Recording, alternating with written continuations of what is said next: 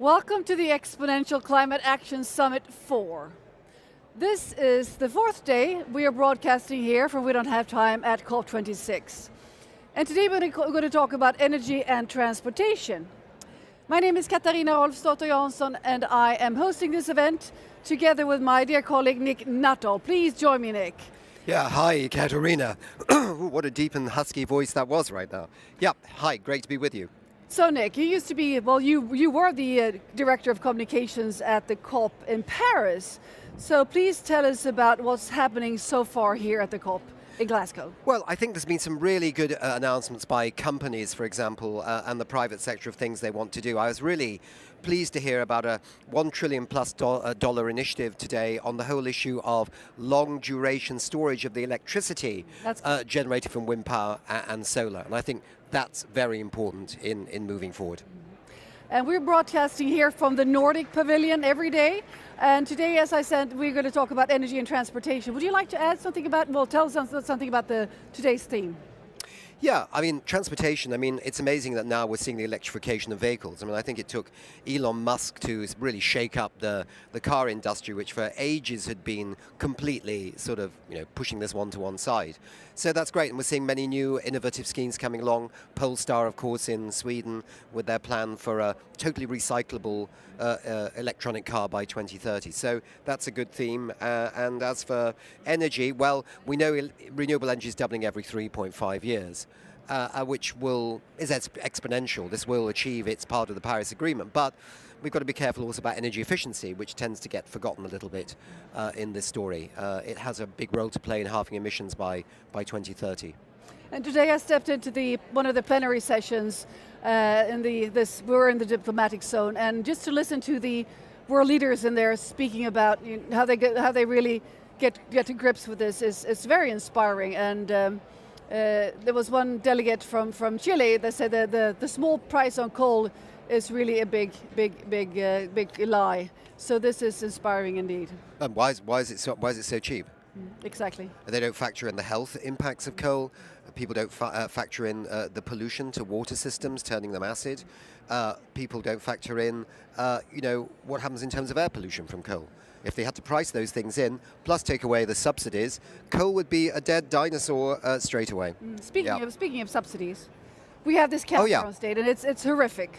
It's absolutely terrifying. So please tell us what is it about? Well, the International Monetary Fund came up with this amazing report just recently showing exactly how the trillions that we're spending around the world on fossil fuel subsidies. And we thought it would be interesting to alert people to this by basically showing how much money has been spent since this COP opened. And it's eye-watering, isn't it? I said it last night. It remains eye-watering. 69, billion? Already spent since we've been at the COP? It's Incomprehensible. Thank you. I get Yes. so upset about this, so I can't even pronounce it right. So, Nick, let's introduce a movie, a little video about this that UNDP has produced. Yeah.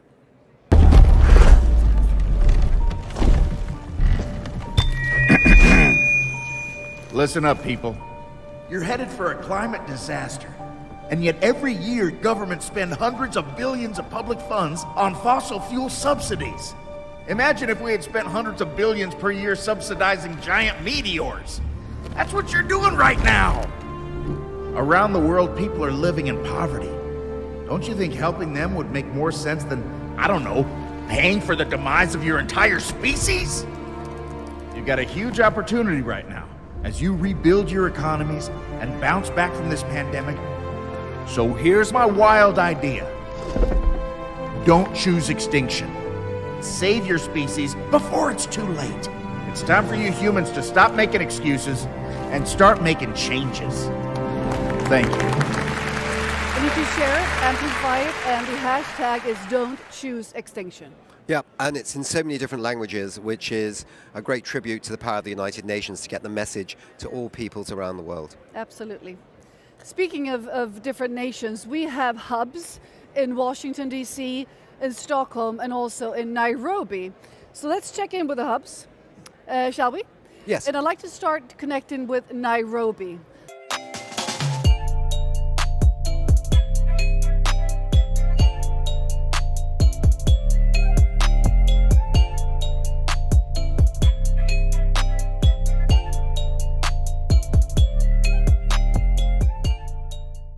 I just wanted to ask, how are you today and what's going on in your hub at Mount Kenya University?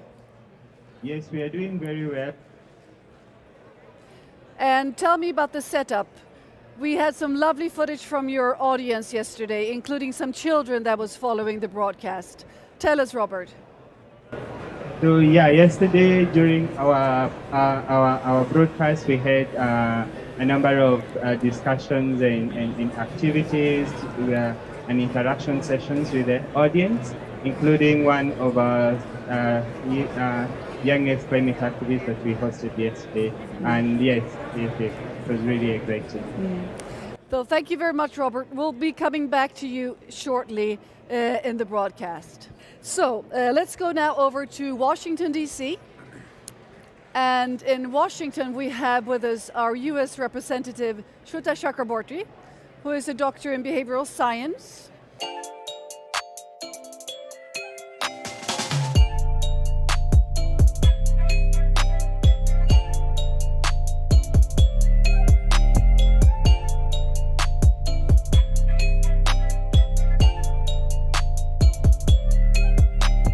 Lovely to see you. Thank you. And just to clarify, actually, U.S. President of Washington, D.C., as you know, we've launched our headquarters in the United States. So we're thrilled to be representing. We don't have time here in the United States, out of Washington, D.C., and in Capitol Hill, you can see behind me. In fact, today we will have Congressman Kasten come into our studio, and we will be interviewing him regarding where we are with COP, where he sees COP going. And today could be a potentially monumental day here in the US in terms of President Joe Biden's Build Back Better agenda. There could be a vote as early as today to pass this $555 billion investment in climate through the United States Congress. And what that means for Americans is cleaner energy futures, $500 that is annually passed back to American families. This could really be huge. And if it happens while COP26 is going on, all the better to really showcase America's stance as a climate leader. So we're really looking forward to having Congressman Kasten in the studio. We'll share that with you all hopefully tomorrow, and we'll hopefully have really good news before the end of this week, and hopefully definitely by the end of COP in terms of where we are with passing this $555 billion climate investment here in the United States and here specifically in Washington, D.C. Thank you. Back to you. Thank you very much, Shweta. And let's now turn to Stockholm. We have a hub in Stockholm. See who is moderating our hub today in Stockholm. It's Christina Karlmark, who is one of the co-workers and the members of the staff in in Stockholm, and Christina has a very extensive experience from working in the corporate world with sustainability for more than 20 years. So, Christina, what's going on in Stockholm in your hub, in our hub?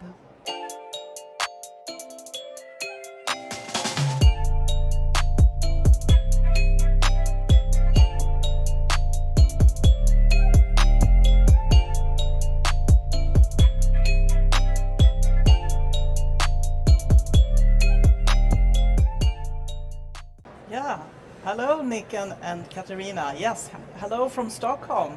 We are here eager to listen to all the insights and reflections on energy and transportation that are so important in all of our lives, and that we get a transformation into something new. So we're looking very much forward to today's program here in Stockholm. Well, thank you very much, Christina. And we'll get back to you shortly.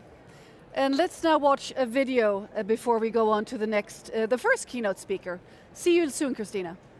And let's move on to introduce the first keynote speaker of this day on energy and transportation.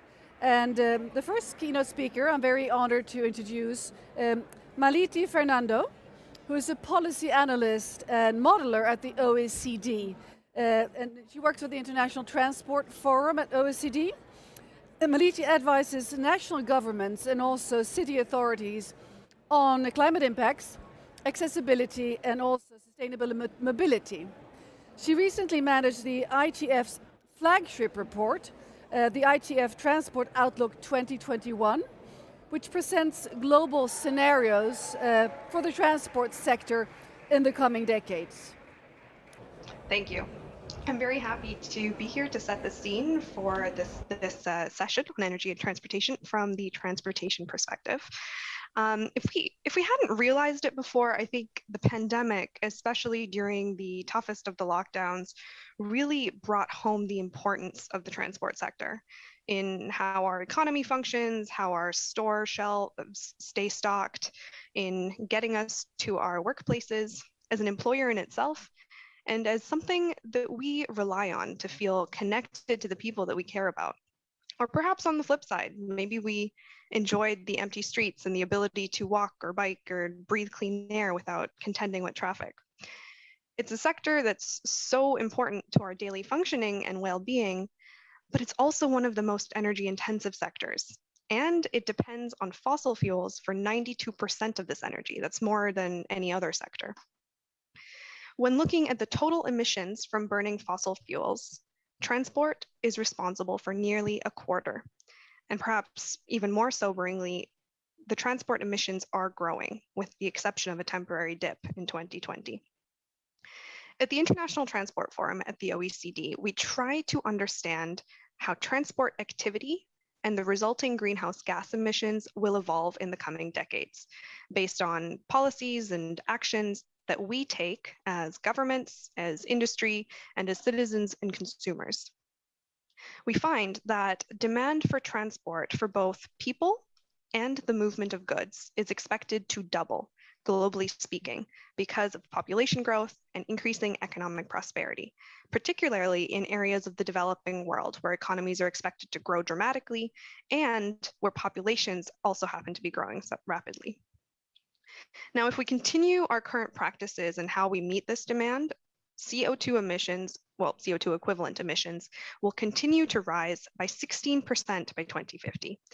This means that we will overshoot the level needed to have a chance of limiting global warming to 1.5 degrees Celsius by about 3 times. This will be largely driven by a rise in regional and intercity travel. This is what happens outside of cities, and road freight. But the story doesn't have to end there. In our most ambitious policy scenarios, we assume transformational but technically feasible policies are implemented, and the results show that the global transport sector could reduce CO2 emissions by 70% by 2050, putting us in reach of the Paris Agreement targets. This requires ambitious action plans, and it involves using the pandemic recovery period to really front load that work and invest economic stimulus that's uniquely available today in these high impact sectors. So how do we actually go there. What's clear is that there is no one key to success. Our analysis shows that we clearly need a toolbox approach. And in the transport world, we call this avoid, shift, improve approach. Now, I'm going to reframe that today by talking about prioritizing access to opportunities, shifting from car dependence to multimodality, and where we need technology improvements. So first, if we are to avoid excess travel and instead focus on access to opportunities, we'll be able to meet these goals. Let me ask you for a moment first. Why does the transport sector exist? It exists to get us from one place to another because we are here and we need to get to our job or our school or our grandmother's house, and it's over there. Why does the freight sector exist? Similarly, we need products to live and they need to get to us somehow. But somewhere along the line, we started thinking that our economic progress was tied to, or in fact predicated on, traveling more and traveling faster. Aided by the invention of the private car, we started living farther away in sparser suburbs. We started widening roads, inducing more and more car traffic. And by doing so, we left a lot of people behind. Our cities and our transport systems are designed for cars, and women, children, older people, anyone with mobility restrictions disproportionately bear the costs of this. But our analysis shows that for freight and passenger transport, we can decouple transport activity from economic growth if our neighborhoods become places that we can work and send our kids to school and do our shopping. If we embrace digital technologies like we're doing today where possible to zoom into events. In freight, we could employ asset sharing, which means connecting spare capacity in some vehicles with demand so that different loads can be consolidated and we can ultimately use fewer vehicles. We still get to see the people we care about. We can access the opportunities we need and get the goods that we require, but this can reduce more than a fifth of transport activity depending on the sector. In addition to this, we need to shift from our dependence on cars to embracing multimodality. Now, what we need is not to get rid of cars completely, but to shift from considering private cars as the default to using the most appropriate mode based on our personal needs and whatever trip we're happening to take. This means a combination of using public transport on high demand corridors with integrated shared mobility and car sharing options, and improving the ability to safely use micromobility or active modes like walking and cycling where those might be more appropriate, like shorter trips. Multimodality is a very important concept for freight as well. We need to improve interchanges between modes from shipping to rail or rail to truck, and improve the rail and inland waterway networks themselves to make sure we have a multitude of options.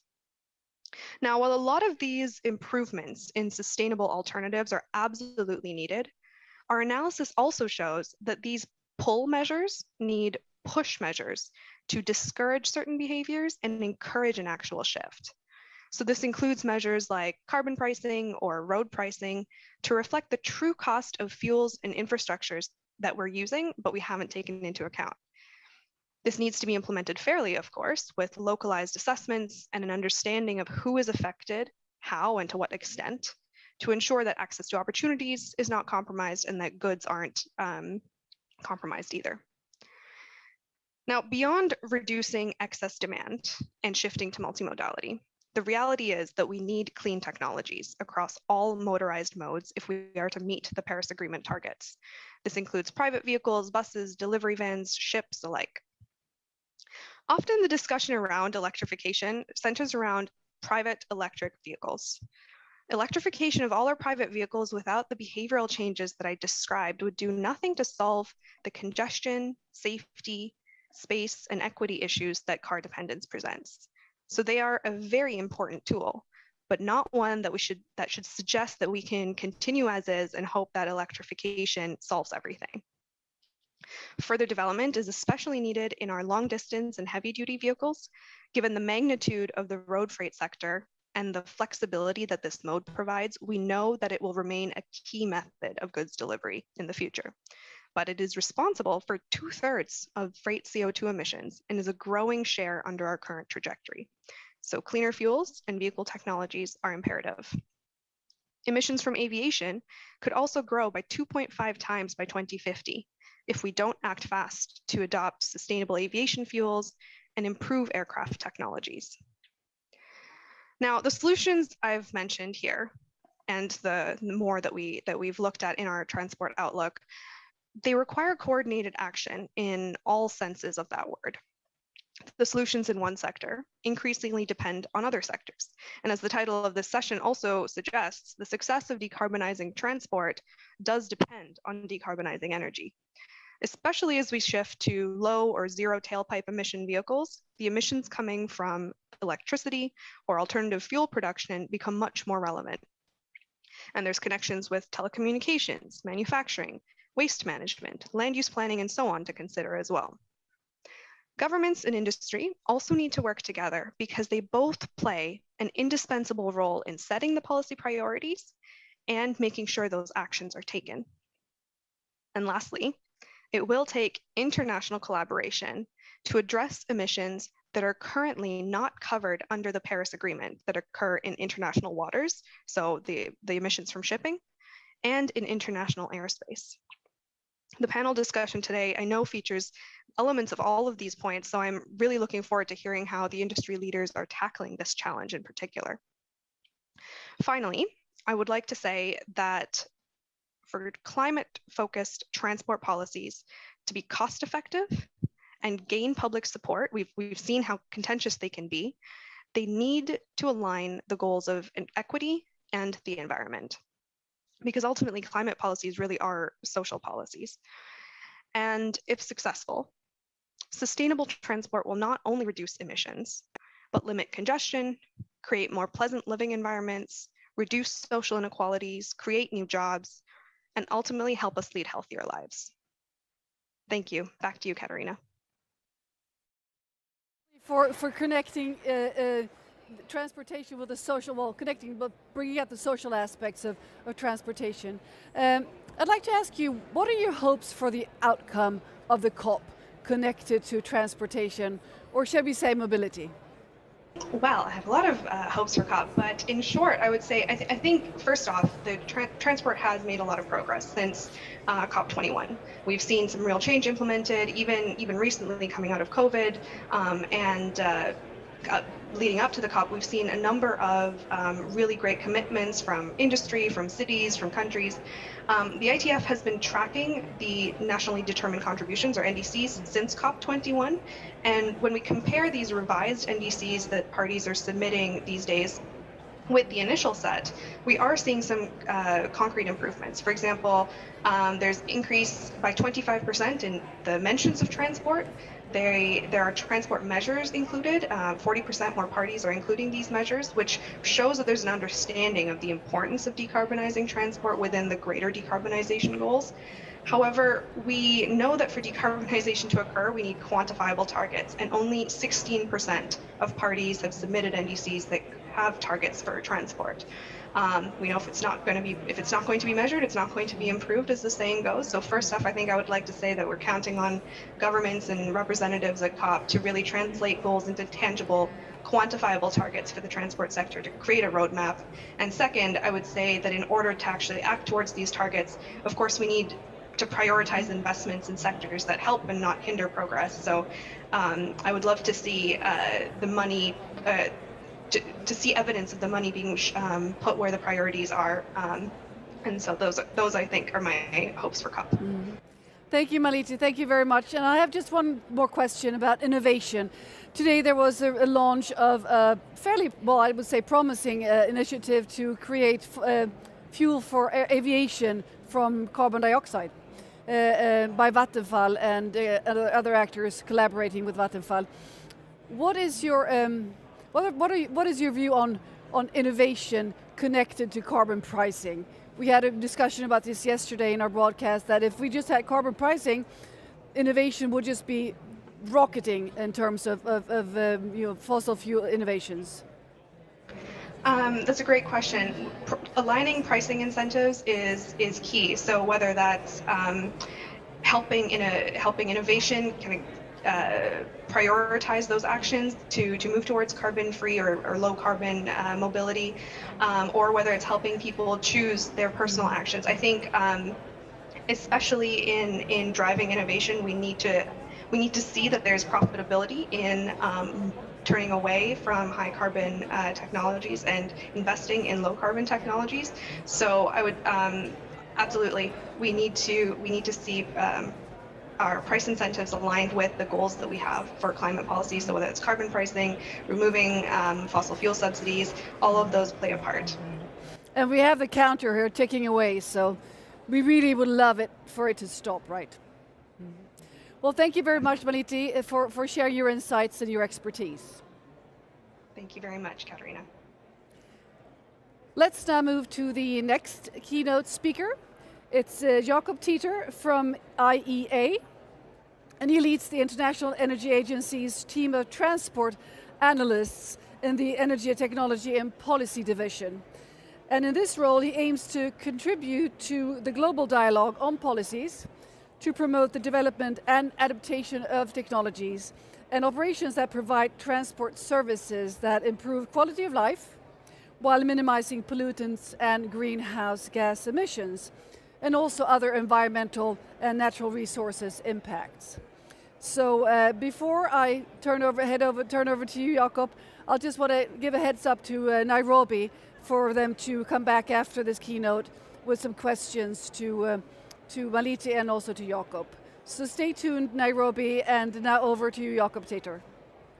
Thanks a lot, and it's great to have the chance to follow this very comprehensive presentation given by Malithi and colleagues at the International Transport Forum. Indeed, the IEA and the ITF are both sister organizations under the Organization for Economic Cooperation and Development, the OECD. I think hopefully I'll try to complement her presentation, the very holistic and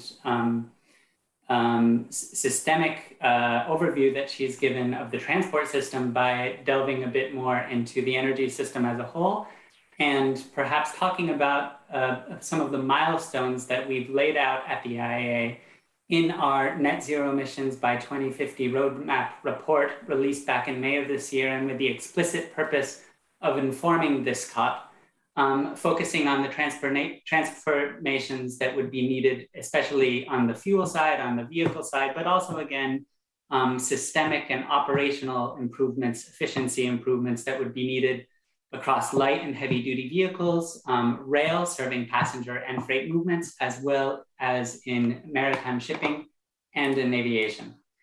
And as we already heard, since around this time last year, in a recognition of the need to achieve something close to net zero emissions by 2050, to be able to have any hope of achieving an emissions pathway that gives us, limits global average temperature rise to 1.5 degrees, more and more governments and companies have announced ambitions to reach net zero emissions in the coming decade. And most often the flag point year, the target year is 2050. Of course, some countries aim to achieve this target earlier, some a bit later, but 2050 is increasingly becoming the target year of climate ambitions. That said, back in May, when we first released this report, net zero pledges covered around 70% of global GDP and CO2 emissions. But fewer than a quarter of these announced net zero pledges are actually fixed in domestic legislation, and very few are underpinned by specific policy measures to deliver them in full and on time. So there's this gap between what's been pledged and what has actually been backed up by policy. And it's that one of the aims of this IEA report is to inform policymakers at the national level, as well as investors, about what kind of milestones would need to be reached over the coming decade and then out to 2050 in order to bring net zero emissions across the entire energy sector into our reach. The report lays out over 400 such milestones across all sectors. And I welcome you to take a look at the IEA website There's an interactive tool that allows you to explore the milestones across building, transport, energy, electricity generation, industry, fuels transformation. One key point is that this next decade to 2030 will be pivotal, both in terms of putting in place policies that can accelerate the deployment of market-ready technologies, things like electric vehicles, not just electric cars, but two-wheelers and buses. And increasingly, we're starting to see market viability for electric trucks. But also, we need to foster innovation in pre-commercial technologies that may just be at the prototype level or demonstration level. And we really need to invest in those technologies much more than what's currently being invested. So far to date, about $25 billion have been budgeted, but we estimate that $90 billion of investments in demonstration projects would be needed globally in order to put us on track such that by 2030, some of these technologies that aren't yet market ready could start to enter the market. Some of the high-level milestones that we've laid out for transport, already by 2030, about 60% of sales of light-duty vehicles, cars, will need to be zero emission, and primarily electric vehicles. And this has the benefit of, from an energy systems perspective, the main lever for achieving a net zero scenario, for achieving decarbonization, is decarbonizing electricity generation. Electric vehicles not only have no tailpipe emissions in contrast to internal combustion engine vehicles, but they also are much more efficient. More broadly across all end-use devices, electrification is one of the key levers.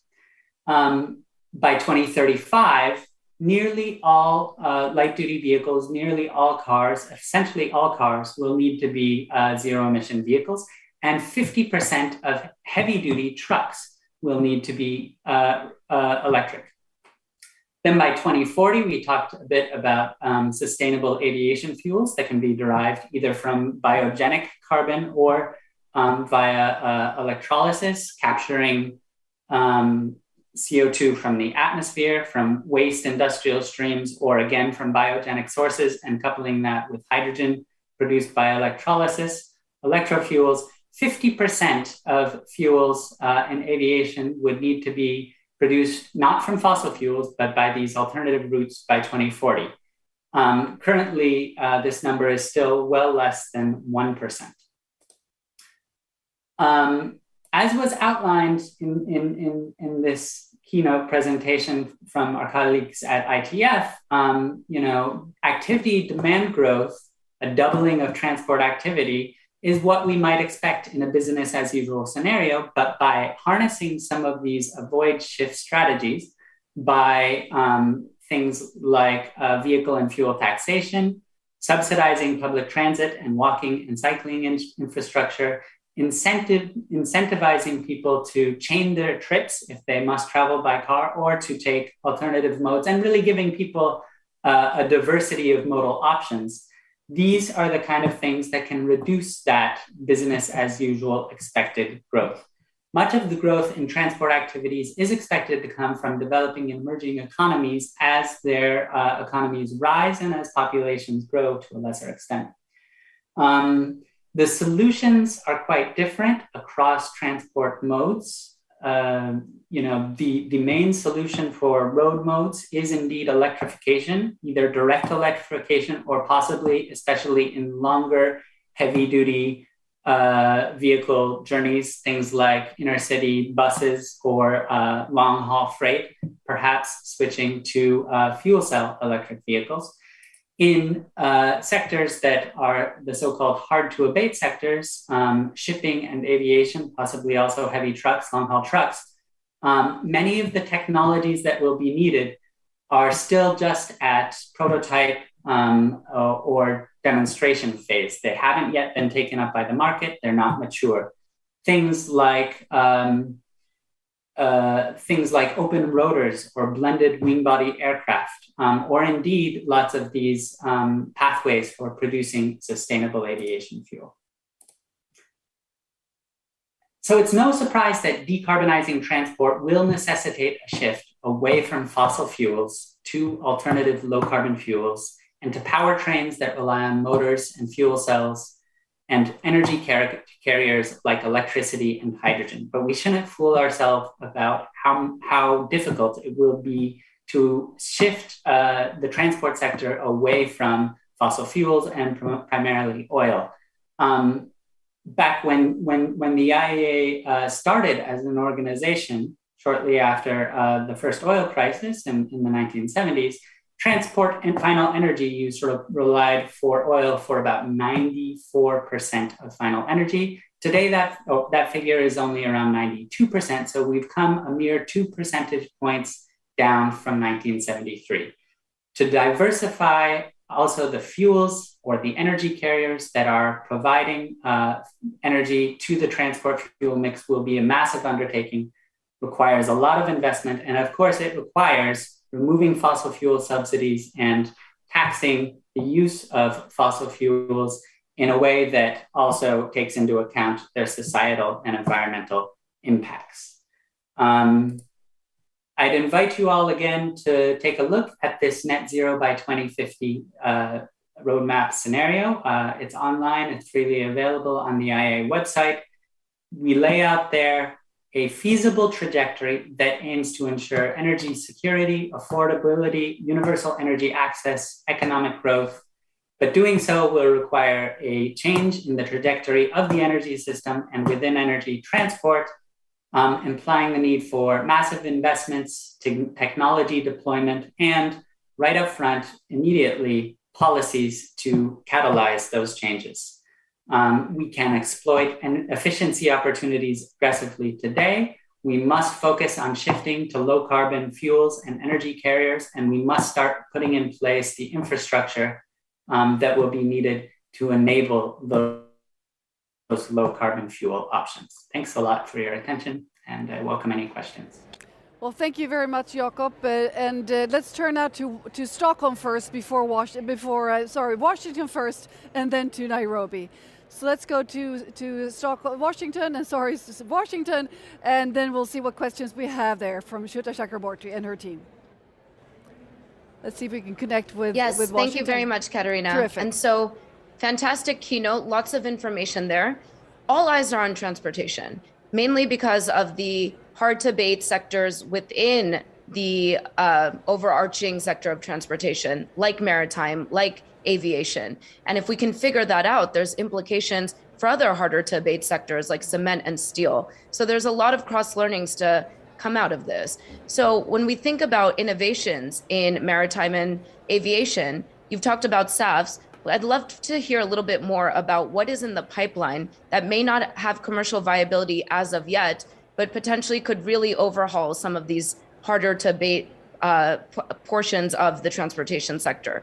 So clean hydrogen, for example, is something that we will be having a panel on in the coming days. Really curious to hear your thoughts on what you're excited about in terms of the future of overhauling aviation, maritime, those really harder to abate aspects of transportation. Thank you very much, Shweta. Jakob? Yeah, so for a deep dive into the hard to abate transport sectors, by which I would mean trucking, maritime, and aviation, I would point you to the Energy Technology Perspectives 2020 report, where we focus on those harder to abate sectors. In maritime, there are a lot of efficiency technologies in ships, things like wind assistance, enhanced wind assistance,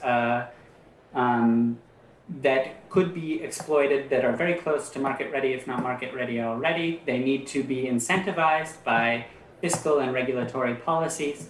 There's also things just like slow steaming. By going slower, ships can actually improve their fuel economy, their fuel efficiency quite a bit.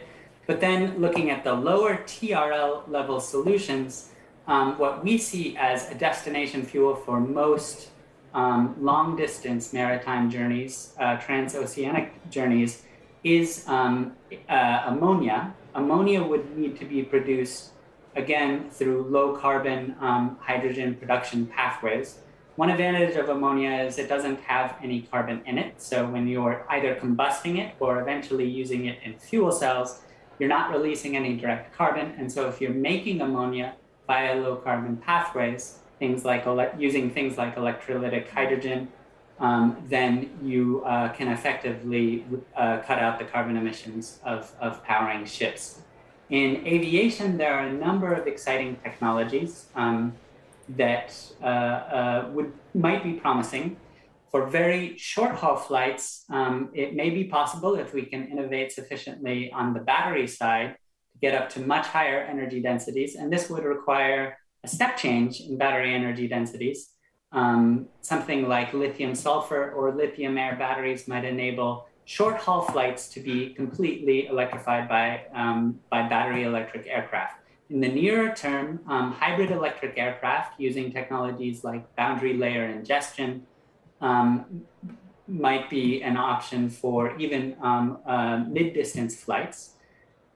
Blended wing body aircraft, hydrogen jet engine aircraft, as are being worked on by Airbus. These are options that might play a more niche role, but sustainable aviation fuels will really need to piggyback on continuing improvements in aircraft efficiency.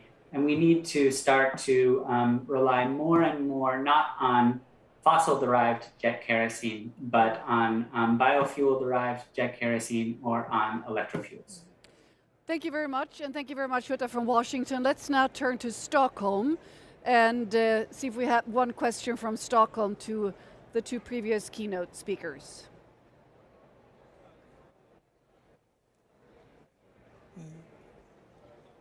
Yes, Stockholm here. Yes, Christina. I have a question. I heard Malithi tell us that there is asset sharing in goods transportation, so that you actually use the goods transportation in a smart way. Do we see that as well in private cars? So it's not just sharing a car, but also sharing the rides and getting, because if a car is not full, it's actually waste. Do we have any good examples and projections there? Thank you, Christina Kolmark from Stockholm. Malithi? Yes, excellent question, Christina. So in the passenger sector, we would call that shared mobility, and that is a huge, that shows huge promise to help us move away from this private car model to something that involves shared, not only cars, but even something in between public transport and private vehicles. So little taxi buses with kind of higher loads of people than a private car, but maybe not quite as much as a bus. And so that is a key component of the different policy scenarios that we've modeled to see what might help us reach the Paris Agreement goals. And I would say that this is not simply ride hailing, where it's essentially a taxi service.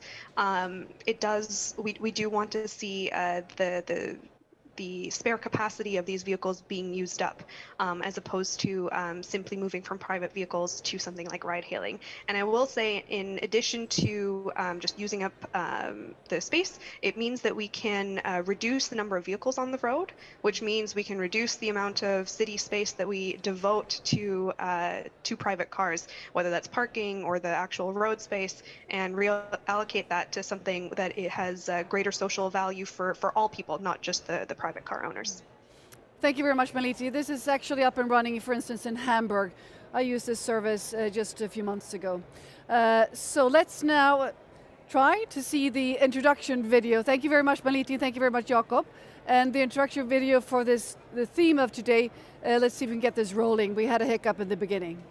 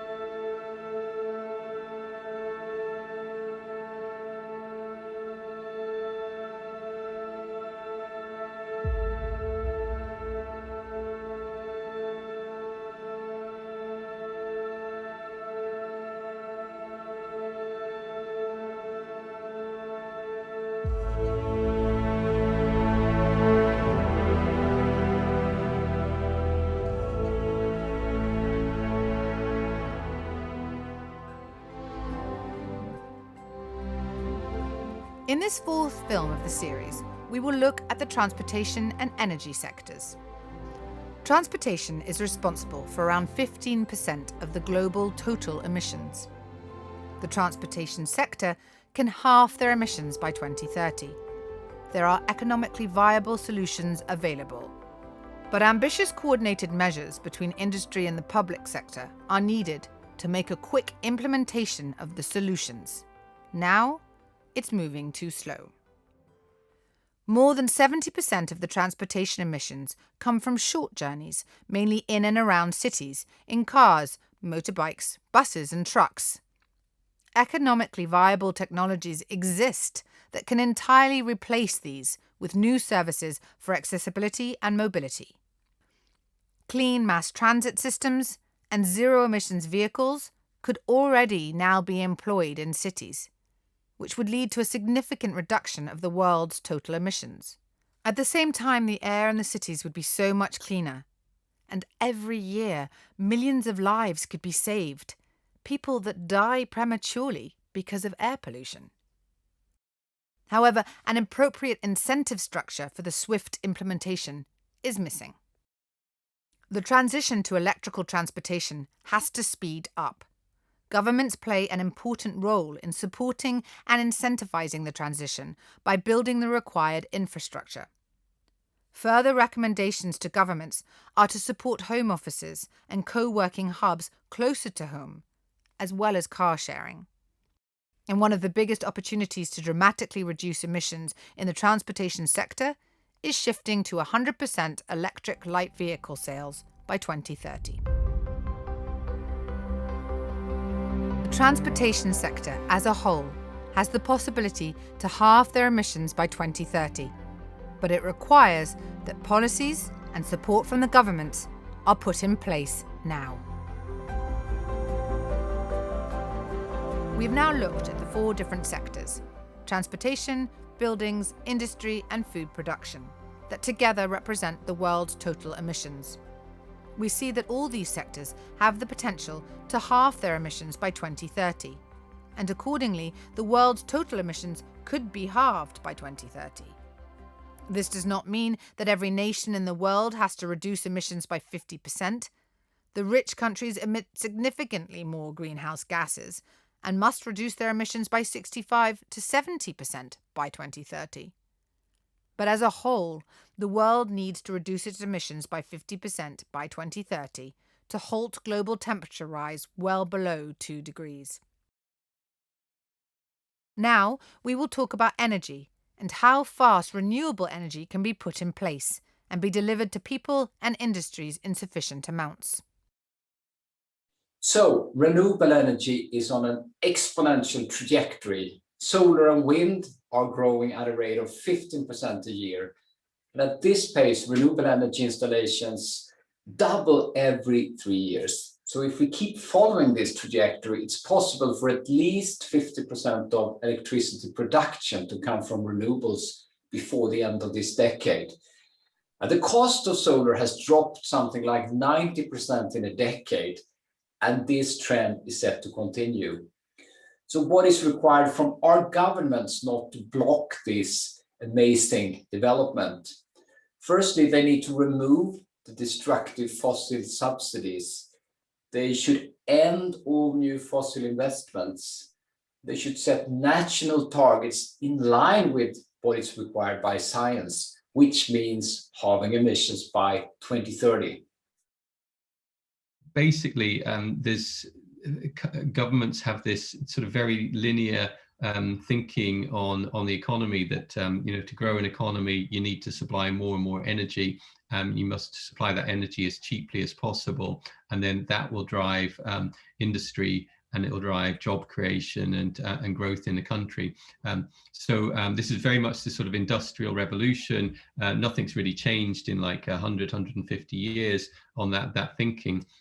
But of course, everything has changed over the last few years, where now it's actually cheaper to build a renewable energy power plant in most places than it is to keep an existing fossil fuel powered plant going.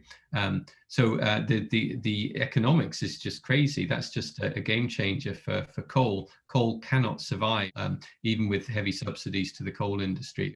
We're in a really interesting position right now. The energy transition will be much faster, and it can be accelerated if we just remove these crazy subsidies we're giving to the fossil fuel industry. If the world would like to continue to produce goods, transport merchandise, and ourselves, it must be a top priority for the leaders to put renewable energy systems in place with sufficient amount of energy and make it accessible for everyone. The products we buy, the way we heat our homes, the things we do in our daily living must all be charged by energy that is not dangerous and depletes the planet. And this cannot come true without strong policies from the governments.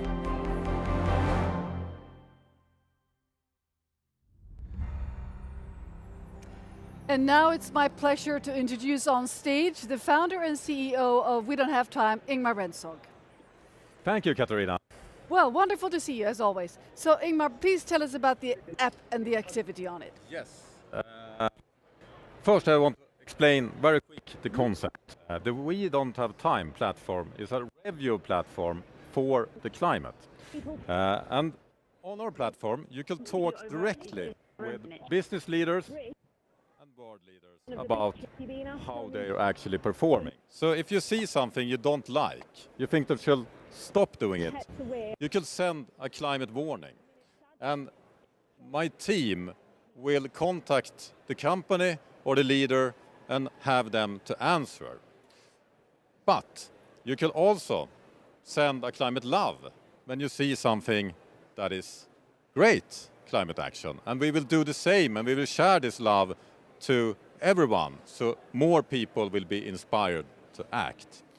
This is the basic concept on the We Don't Have Time platform, and so far we have gotten answers from everything from presidents to Jeff Bezos, Mark Zuckerberg, business leaders, governmental organizations, and many more. So if you want to have a climate dialogue and change the world, you can do it by downloading the app. Search for We Don't Have Time. And I would like also to highlight some love in the platform actually today. And this is a love that goes to International Energy Agency that we had here previously, because they have done something awesome. They have done a calculation. They crunched the numbers about all the pledges we have so far in the COP26 meeting. And they figured out that if those pledges will be implemented, we will have only 1.8 degrees warming. So we only need 0.3 degrees more. But those are pledges. Those are pledges. And I think that's great. But as long as this number you see here continue to increase, we are pledging with one hand and we're giving money to the fossil fuel industry we want to shut down with the other hand. Money talks. We need to have money behind the pledges. So therefore, we are giving the G20 countries a climate warning because they are only pledging to get rid of those subsidies, but they're not doing it. It's time to act and get rid of those crazy subsidies. Otherwise, we will all become extinct like the dinosaurs. Well, thank you very much, Ingmar Rentzhog. And please go into the app and support these the warnings and the loves to get this really lots of voices behind these incentives here. Let's now move into the section of transformers.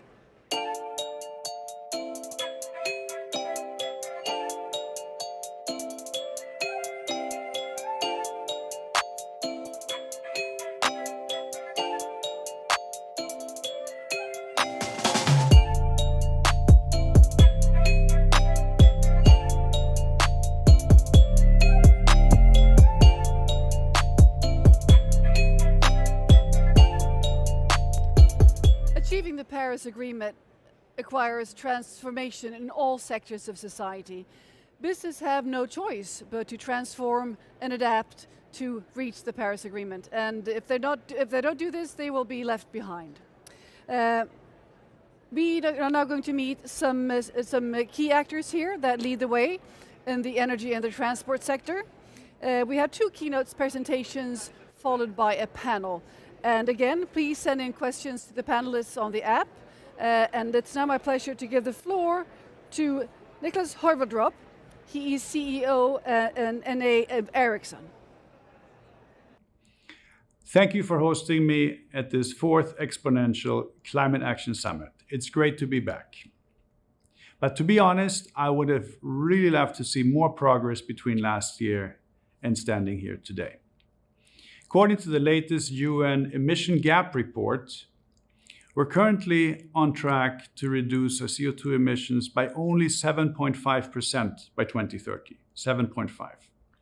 According to the Paris Agreement, and to meet the goals we set back then, we would have to see a 55% reduction. So we're significantly behind our original plan.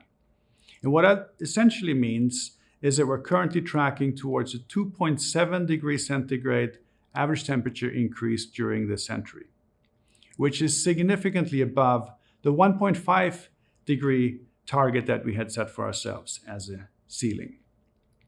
And that is very likely to lead to catastrophic effects across environment and society.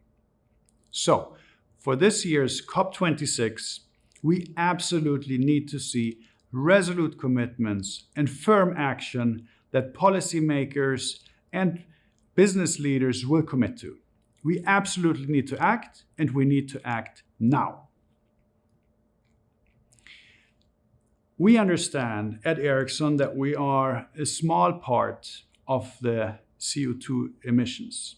As a fact, our industry across Ericsson, our ecosystem, and our customers only represents about 1.7% of the global CO2 emissions. But the technologies that we produce, the services our customers offer, have the potential to impact at least 15% and probably much more of the global CO2 emissions across industries.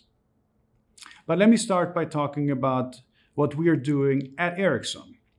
We remain firmly committed to our net zero ambitions by 2030 of our own operations. And we're tracking well. As a matter of fact, over the last 5 years, we've seen a 71% reduction across our own operations. And let me talk to you about one particular example that I'm really proud of. It is our 5G smart factory that we opened in Louisville, Texas, about a year ago. And that is our first smart factory operation. And already in its first year of operation, we've seen significant triple bottom line impact that is very encouraging that I would like to share with you here today. In terms of profit, we have seen a 2.2x improvement in employee profitability, a 75% reduction in lead times. On the people side, we're able to leverage now AR and machine learning to train our people remotely and for our workers in the factory to take on increasingly complex tasks with remote support and augmented reality learning. And on the planet side, which is really what we're focused at here today, we've seen a 24% reduction in power consumption for a comparable site. All of that energy is now produced with renewable energies. And we've seen a 75% reduction in water consumption in our site as well. By moving our production closer to our customers, we now also see a 5x reduction in average delivery distance, and we can go from air freight to surface transport. So also that has a significant environmental impact. Our Lighthouse factory has been recognized by World Economic Forum as one of 7 Lighthouse programs in the US, one of 90 globally, that then becomes a role model for 4th generation industrial revolution factory sites. In addition to that, World Economic Forum has recognized our site for the work we've done on the sustainability side. So we're now 1 out of 3 global sustainability lighthouses, according to World Economic Forum. And we have secured our first LEED Gold certification for this particular factory, the most recognized global green building standard. And we're well underway to reach LED zero certification with this operation. So I'm just very proud of what our people and partners have been able to put together here, and the commitment and broad engagement that we see across our extended team and our partners to stand up this reference factory. I'm really excited about some of the lessons we have learned in working with partners across our extended ecosystem and how those partnerships can actually allow us and enable us to transform other industries. So 2 industries that come to mind here today, of course, is the energy sector. The energy sector represents over 66% of the global greenhouse gas emissions. And they have a very ambitious target to pivot to 80% renewables by 2050. In order to go through that transformation, the energy industry will have to shift from few sites, high capacity sites, to a much more distributed production grid with wind farms, solar farms. And to be able to manage that very distributed production environment going forward, the energy sector will depend on advanced communication solutions so that the different manufacturing sites are connected, that any risk to performance, the integrity of the operation is discovered early with predictive, prescriptive maintenance tools, sensors connected across the network on the one hand side. And you will also then have to rely on sensors, connectivity, and smart grid type solutions to be able to detect where the demand in your network will be so that the right energy is available at the right time and distributed in the most optimum way, which also means, for instance, in the case of our factory, that on weekends when we may not be operating, we can actually feed energy back into the grid. So again, very different solutions that the energy sector will have to deploy over the next coming years, and connectivity plays a pivotal role in that transformation. Another sector that is also undergoing significant transformation is the transportation sector. 16% contribution to the global CO2 emissions, so another significant contributor. The opportunity that we see together with our partners is that you can reduce the CO2 emissions by at least 50% already by 2030. It will require deep and broad partnerships across the extended ecosystem, and for instance, allow us then to make the CO2 emissions, the footprint, visible to consumers. So we need to be able to highlight between goods being produced in a factory, transported across the value chain, the supply chain, to eventually ending up in a shop, what is the CO2 footprint of that product? And if we can make that visible to consumers, that should raise the awareness, the consciousness, and hopefully also the action by consumers. We're working together with E.ON Ride, Telia, and freight forwarder Schenker in Sweden on an all-electric autonomous transport system, which has been a really interesting experiment where we have looked at optimizing the uptime of a truck, optimizing logistics flows and routes so that you can really increase the productivity of your fleet. And by doing it with electric vehicles, we've seen a 90% reduction in CO2 emissions and an elimination of nitrogen oxide. This is not, of course, very much based on the Swedish electricity mix, but another really encouraging pilot and example of how technology can enable the transformation of sectors. In the US, we see a very interesting collaboration between E.ON Ride and GE Appliances, where they're experimenting with the first US fleet of autonomous and electric trucks. And according to GE Appliances' own estimates, they are expecting to see a 970 tons reduction of their CO2 emissions in the first year of operation. And we're, of course, very proud to be supporting this as yet another super interesting experiment on how our technologies can contribute the digital transformation in industries to accelerate the sustainable development in each of those industries. Well, I hope that these examples and success stories that we have been creating here now over the last year serve as an inspiration for you.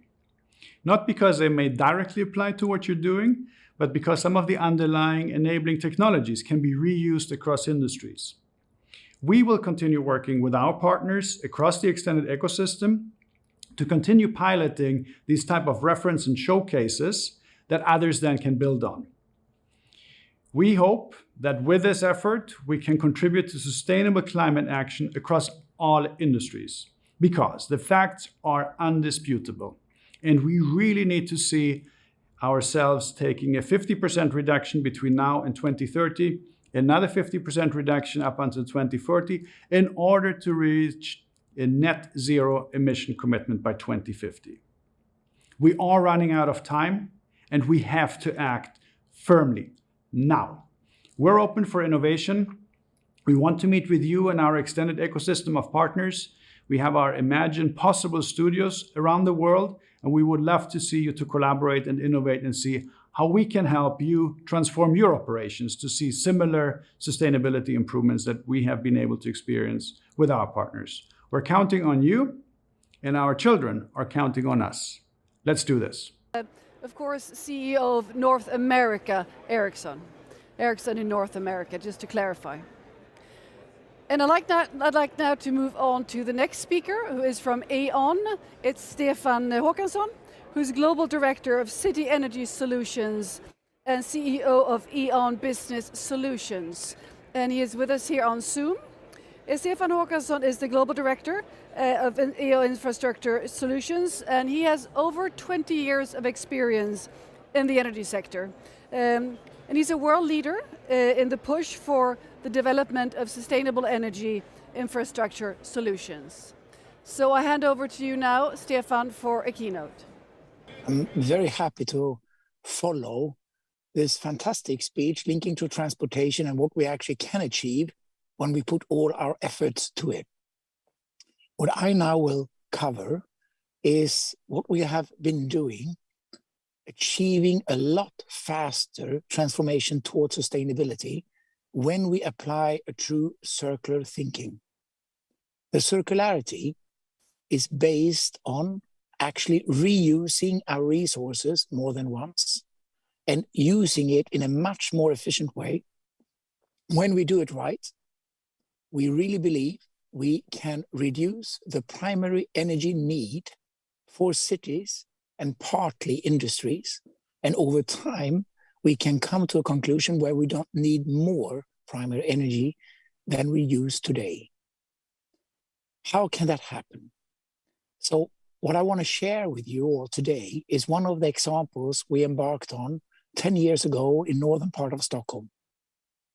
What we actually had as a vision is a cradle-to-cradle solution for our way of handling waste.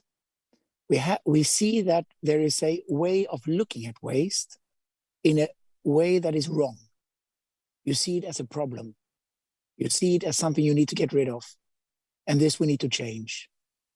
We start looking at the waste as actually resources, material that can be reused in a much better way. It's complicated because there's many stakeholders involved in the whole cycle of reusing material and also coming from waste. We need to agree on a platform of how to do it. Our vision long-term in northern part of Stockholm is that the people that live in this place, they will sort their waste, today's resources that will be used again and again, in a way where they will get rewarded. The way we want to do that is when they are sorting what's today then waste, we will use these fraction and use the value that is created and recycle all the things that can be recycled. And once we land in a situation when we have recycled the material that can be reused in the society, we take the residual and energy recycle the rest. From that, for instance, the food waste comes into a biomethane production unit.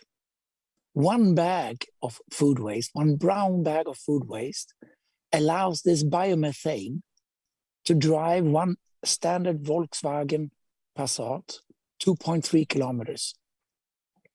We're already producing 60 gigawatt hours a year in this facility with food waste coming from the northern part of Stockholm. Once that food waste is producing biomethane, it also has two more residuals.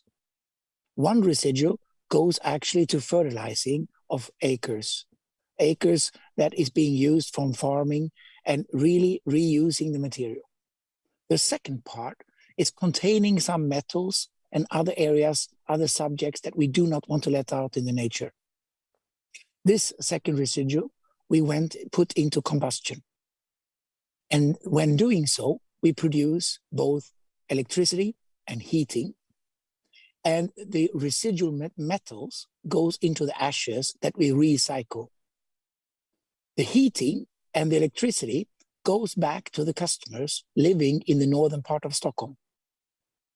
We want to close the circle by having a new business model coming online where the people living in northern part of Stockholm is paying for the energy, electricity and heating, depending on how good they are in sorting their waste. This is really a new business model. This is really something that is changing the dynamics. We already have 2 real estate companies in the northern part of Stockholm that approached us and asked if they can buy a share of this circular system. Why is that? They believe when having an ownership of this circular system, the price for their apartments will be much more worth. It's driving the mindset of the inhabitants and also driving the force forward to do more circularity and drive that in a really good way. This is how we can do that. Sorry, because of the delay, I'm in a situation where I could not join from the normal speaking platform, so I'm calling in from my phone. Where are we today? We worked a lot with the circular system. We worked a lot with the stakeholders in Stockholm. That's the municipalities. Actually, 4 municipalities are involved. That's the collecting companies to collect today's waste and to be able to use the resources in the most optimal way. It's about all the inhabitants living there. It's about the real estate companies that are building flats and apartments. It's about also the general part of the society, media, schools, to get the public acceptance for this circularity. And we start seeing some of the people living there being more and more proud. It's proud for achieving something that is saving not only CO2, but increasing to a new level of efficiency. This kind of circular structures, why is it not implemented much more? Why does it take so long time to do? The answer to that is it has regulatory obstacles and all stakeholders need to join the movement and agree that this is the way forward. And that's very, very challenging. We're now up to almost 12 years with this circular system in Northern Stockholm. It's been in operation for 15 months, and we see it's truly working. We now use this as a framework to decarbonize in Poland, in UK, and also starting in Germany next year. And we see we can do it much more, much faster. It doesn't need to take that long. And if we do it properly, we will not only reduce the CO2, we will also be able to export this thinking to other parts of our world. And that's how we will change the world to go faster towards sustainability. And that's why I'm so happy that I'm able to join, despite I'm sitting here in a car and waiting to go to the next appointment. Thank you very much. And now open for questions. Well, thank you very much, Stefan. I have a question for you regarding the business model. Which are the major challenges with this new, very interesting business model that you just spoke of? First, there are regulatory challenges. Are we allowed to track how people are sorting their waste, the personal integrity? So we need to agree with every single person that is part of the system that we can track how the waste today is being sorted and measure it. Also being able to measure the value of it. The second challenge is that the local regulatory rules is different in the different parts, also inside each country. You need to be very close to the local municipality and you need to get into very long-term agreements of how to handle this. And that's very complicated, takes a long time to agree, And there's no standardized approach of how to deal with that. We are requesting the politicians to look into this circularity and these targets models of really how we can use these resources and look at it as resources instead of looking at it as waste. These are the two biggest challenges we're facing when embarking on this journey. Well, thank you very much, Stefan, for joining us. The sound came over just fine, even if you were in a vehicle. So thanks for joining us. Thank you very much, and have a good evening. Likewise. I am now turning to Stockholm, where we have our next key speaker, Erik Rylander. He is head of Stockholm Data Parks and Carbon Dioxide Removal at Stockholm Exergi. And you have our attention, Erik Rylander, in Stockholm. Thank you very much. Are my slides also available? So are they seen right now? Oh, there they are. Yes. So, thank you very much and good evening, everybody. My name is Erik Rylander. I'm the head of carbon dioxide removal at Stockholm Exergi. And I will give you a short keynote on negative emissions and how that is the next step to climate mitigation. So Stockholm Exergi, we are a heating and cooling provider here in Stockholm. And our production is already today 99% fossil fuel free and based on renewables and recovered, it comes from renewable and recovered sources. The next step now, though, is to move towards removing carbon dioxide from the atmosphere. So with BECCS, which is bioenergy, carbon capture and storage, on our existing heat plants, we will be able to contribute to the 1.5 degree target. And one can wonder, what then is BECCS? Well, BECCS, as I said, bioenergy, carbon capture and storage, is really about utilizing the fact that plants and trees bind CO2 out of the atmosphere as they grow using the photosynthesis. We produce heat in Stockholm using residues from the forest industry, that is barked roots, branches from the trees, the parts of the trees that cannot be used, for example, for construction material. When we produce energy from this and capture the CO2 and permanently store this in the earth crust outside the coast of Norway, we will actually have taken the carbon dioxide that the trees have absorbed while growing out of the atmosphere. So why is this important?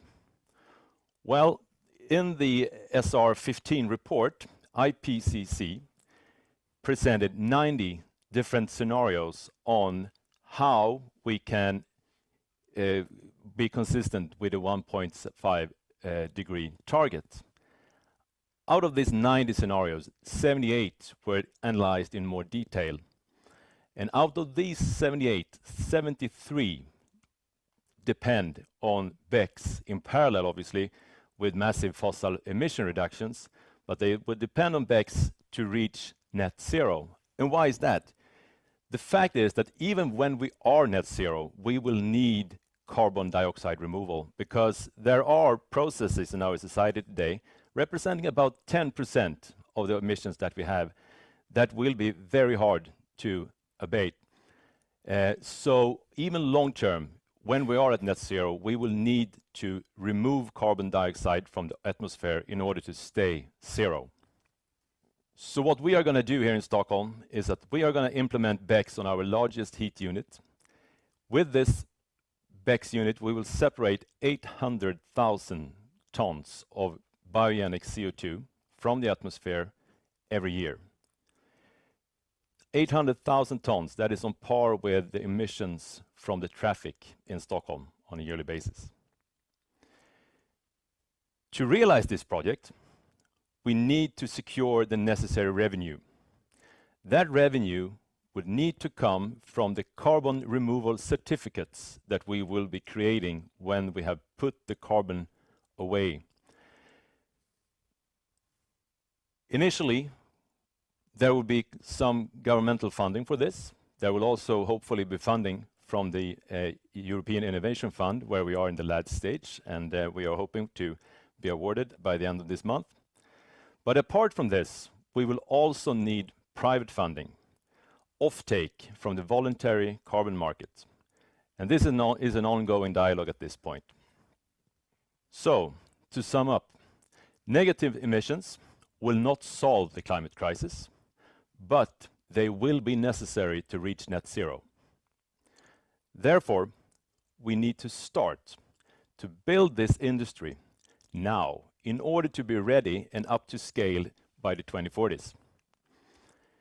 So to contribute to reaching the goals of the Paris Agreement, every company, in parallel with their reducing of fossil emissions, should also identify its residual emissions, what will most likely be there also approaching 2050, and start buying removals to compensate for those, and in that way to contribute to the negative emission, the emergence of the negative emission industry, which we will desperately need to become and stay net zero.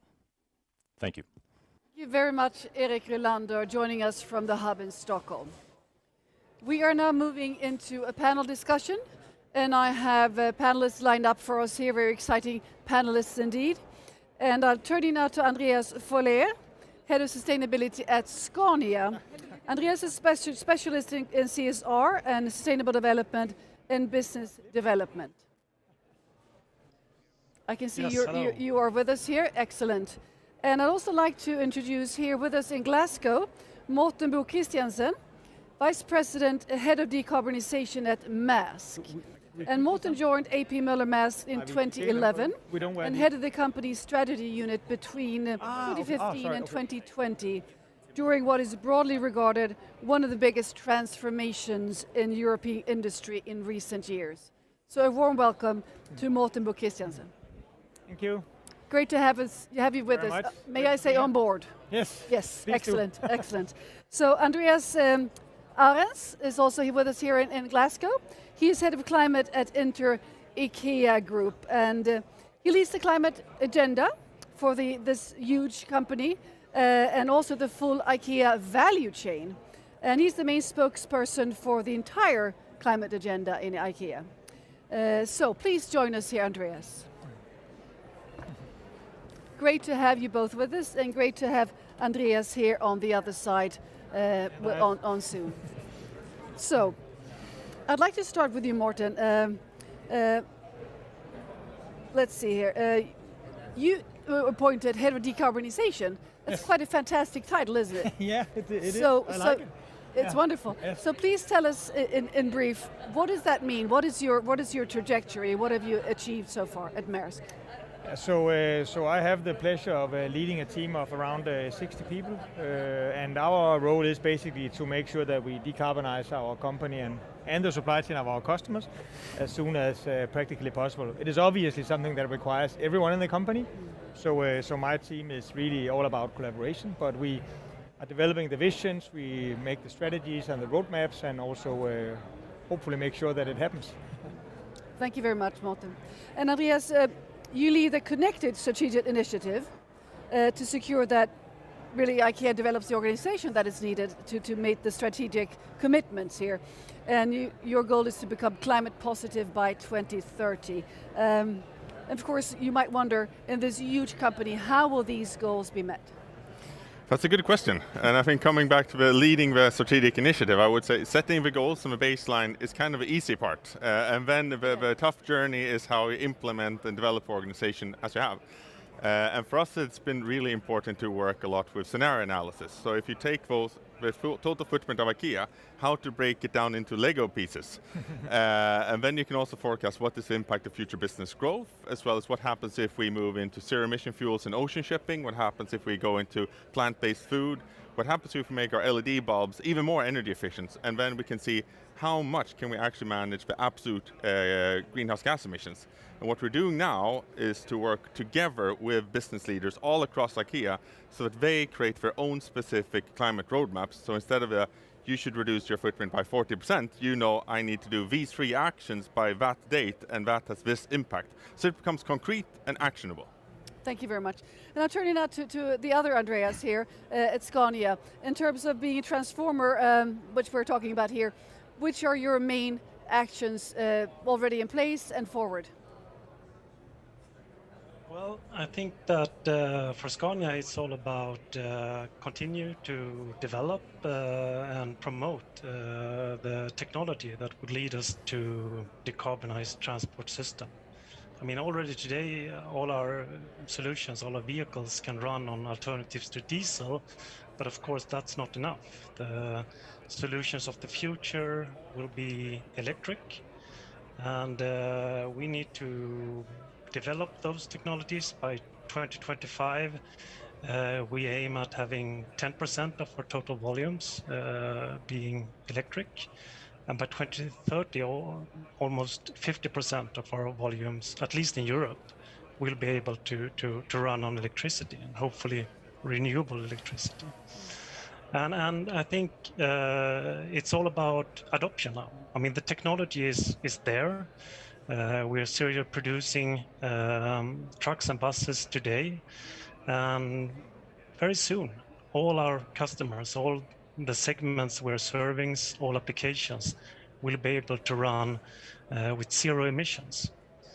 And now it's all about adoption. It's all about getting the infrastructure in place, getting the financing solutions in place so our customers can afford the increased capex, and you know, just deciding that this is the way forward. And then I think it can go more rapidly than any of us thinks.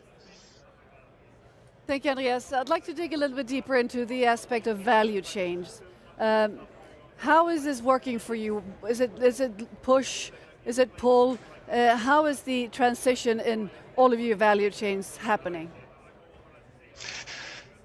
Well, for us, at this point, with the solutions today, 95% of our carbon emissions comes from the user phase, so downstream from us. And that's where we put most of our focus, of course. The interesting thing is that when we are moving towards zero emission vehicles, the balance will shift to upstream, to our supply chain. And the hotspots there, of course, will be batteries, but also cast iron and steel and aluminum. And we're working extremely ambitiously now to work with our suppliers to mitigate also those emissions. But when we're talking about transport and the big challenge we have in front of us, of course, it's downstream. And then we need to create, we call it chains of demand.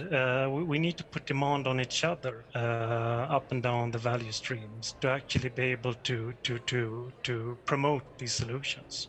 And it's like Andreas from IKEA, maybe you need to pay a little bit more for transports in the future.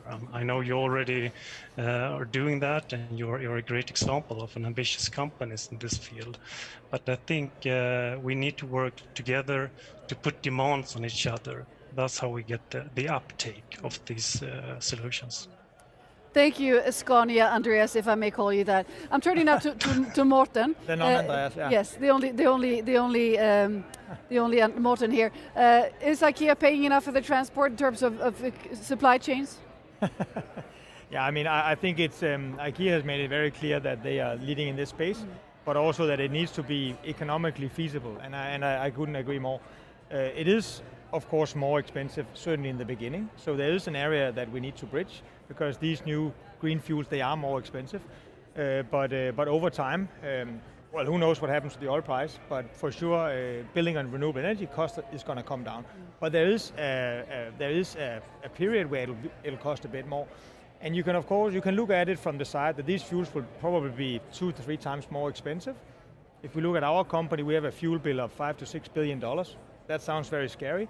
But if you actually look at it from the other side, the freight rate will maybe increase 10-15%. And if you look at I don't know, you don't make sneakers, but if you take a pair of sneakers, it's 5 cents on a pair of sneakers, right? So from that perspective, you know, it doesn't sound scary. And I'm quite sure we will find a good model with IKEA. I mean, IKEA is really leading the way here. You have, among other things, you have been part of this cargo owners for zero emission vessels, saying that by 2040 you will buy nothing but zero carbon, and that's just a huge help. So I'm sure we will figure that out. Would you like to add? No, but I think building on the added costs, I think first of all, I mean, sustainability cannot be a luxury for the few. I mean, we need to make sure that everybody can afford it. And I think that's also a key part of a just transition. We cannot make it more affordable for the many. It needs to be affordable. And I think it was a key difference is also if it's an added running cost or is it a temporary increased cost where we invest in new technology to make to scale it up as well. And I think that's also why I'm so happy that we jointly agreed with cargo vessels for zero emission fuels, where we aim to only purchase zero emission ocean transports by 2040.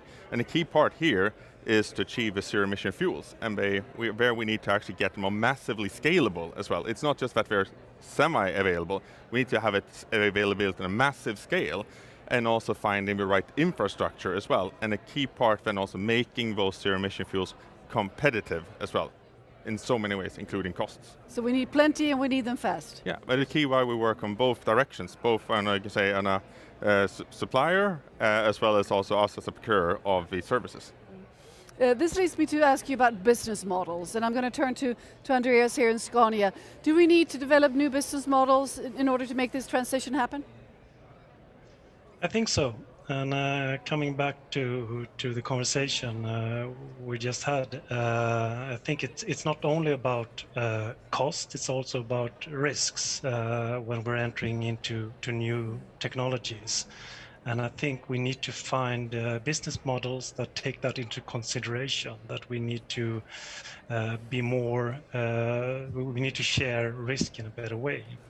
And I can foresee business models that I know that IKEA is already into and that we want to explore further, where transport buyers are actually making pledges or commitments to buy a certain amount of cargo, and then you can then invest, or fossil-free freight, you can say, and then the transporters can invest, or a third party can make an investment in a fleet of zero emission vehicles, and that's how we can share risks.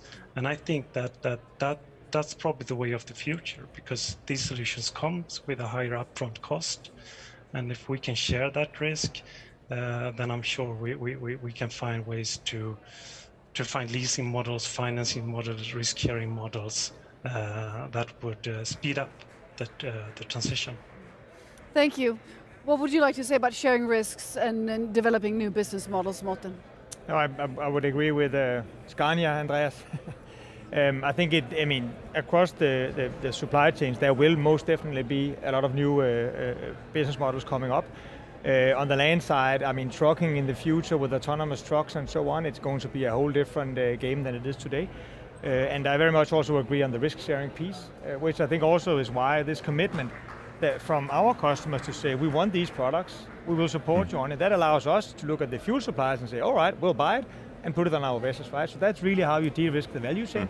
And I think that it's only by collaborating like that we will solve this problem.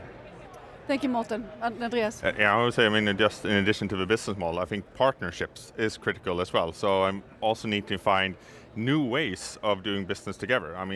As IKEA, we're a very, very small player in the ocean industry as well. But by finding other companies who have joint visions and we have similar goals, we can work together and really find how can we address going from the challenges and finding the solutions to them. And there are many ways to address them as well. But it's by working together with more on a partnership level that we can really realize these solutions. So Andreas, what would you say are the major blockers, the roadblocks, if I may say, to make this happen? And how do we remove them? It really depends on where in the value chain you are, because I would say each part of our footprint has its own opportunities and their own challenges. But if sitting with Morten is here close by me, let's focus a bit on ocean industry. But I think right now it's the availability of zero emission fuels. They don't exist. And we need to find the fuels, we need to find the infrastructure, and we also need the policies to also work in the same way to enable these as well. That's like one of them. But it's also huge capital investments, right? Yes. But I think actually, if I can just build on what Andreas said, that I think actually one of the big roadblocks is being removed by exactly what IKEA and others have done by saying, listen, we want this. There's a demand out there. We are putting demand in the market because then we will find those fuels, and then we will start rolling. And honestly, 6 months ago, a year ago, it was kind of this chicken and egg type situation where nobody would build a green vessel because there was no green fuels. No one would make the green fuels because there were no green vessels, right? And then you go nowhere. Now we are moving, and we will get going. So I mean, it's a scaling challenge, and you said it, Andreas, it's going to scale massively, right?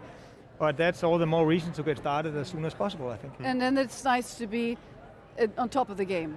Yeah, one of the key actors that are already starting, right? Absolutely. I mean, honestly, I think it's of course always a little bit challenging to move first, but I actually think in this situation, I mean, it may be a little bit challenging, but if you move the last, that may actually be devastating for your business, to be honest. It's the classic first mover's advantage.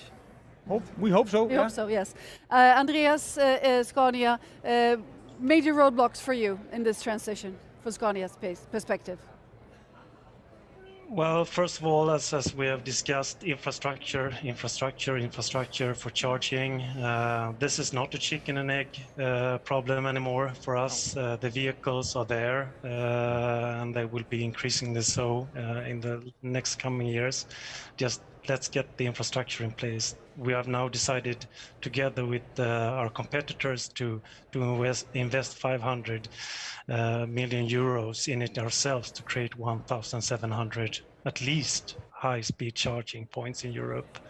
Then price on carbon can in many different forms. We need it on road tolls, for instance, in energy taxation, but we need to have a proper price on carbon if we're going to make this real. That takes in the full cost of fossils. And then thirdly, and this is important also in our sector, renewable fuels. I mean, even if we succeed with an extremely ambitious target of having 50% of our volumes being electrified by 2030, that will only constitute 10% of the rolling fleet in Europe at that year. So we have solutions here and now. Biogas from waste, HVO from waste, that can be used here and now. And we just need to scale those solutions. Otherwise, it will be very difficult to reach the 1.5 degree scenario. Thank you, Andreas. I have one more question for you before we turn to Nairobi. So stay alert. They've had some problems with power in Mount Kenya University, where we have our hub in Nairobi. So let's hope they can hang in there and stay with us. But before we turn to Nairobi, I'd like to ask all three of you, what are your hopes from your perspective of the outcomes of the COP? Morten. Well, we are obviously not part of the political negotiations, but what I do see is a lot of companies and the private sector really leaning in here. And I think that is something that we are in control of, and I'm seeing a lot of that. So I hope that momentum will continue. And then, of course, I also hope the best for the political negotiations, but that is a bit more outside of my area of expertise. But maybe they can feel the push from. No, absolutely. I think so. I mean, the more sector. push from the private sector, the harder it will be to drag your feet as a politician, that's for sure. Andreas? No, but I would only echo what Morten's saying. I mean, I hope as many companies as possible are, I would say, committing to net zero latest 2050, but even more importantly, cutting emissions in half in absolute terms by 2030. No excuses for the entire value chain of a business, because we need the emission reductions right here and now if we want to align with science. Then, of course, what Andreas wanted, infrastructure. We are still dependent on states, so that also that NDCs as far as possible are aligned with 1.5, but also that we get also concrete actions out of it as well, because that's where infrastructure will also happen as well. Thank you. How about Andreas Scania? What are your hopes? What we're seeing now is that companies and sectors are putting science-based carbon reduction targets, and we're not seeing all the countries of the world doing the same thing.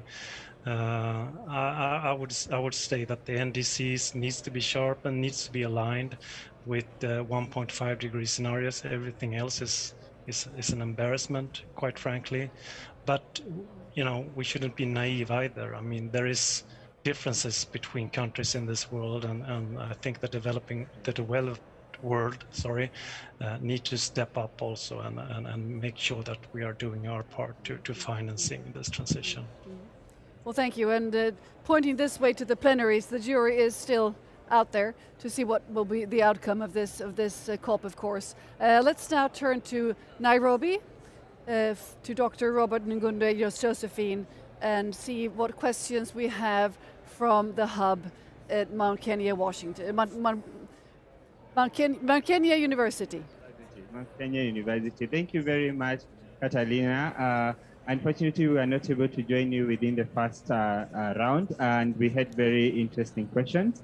So I want to allow some of the participants we've had in the audience to ask questions, and we are going to start with Rukia. Rukia?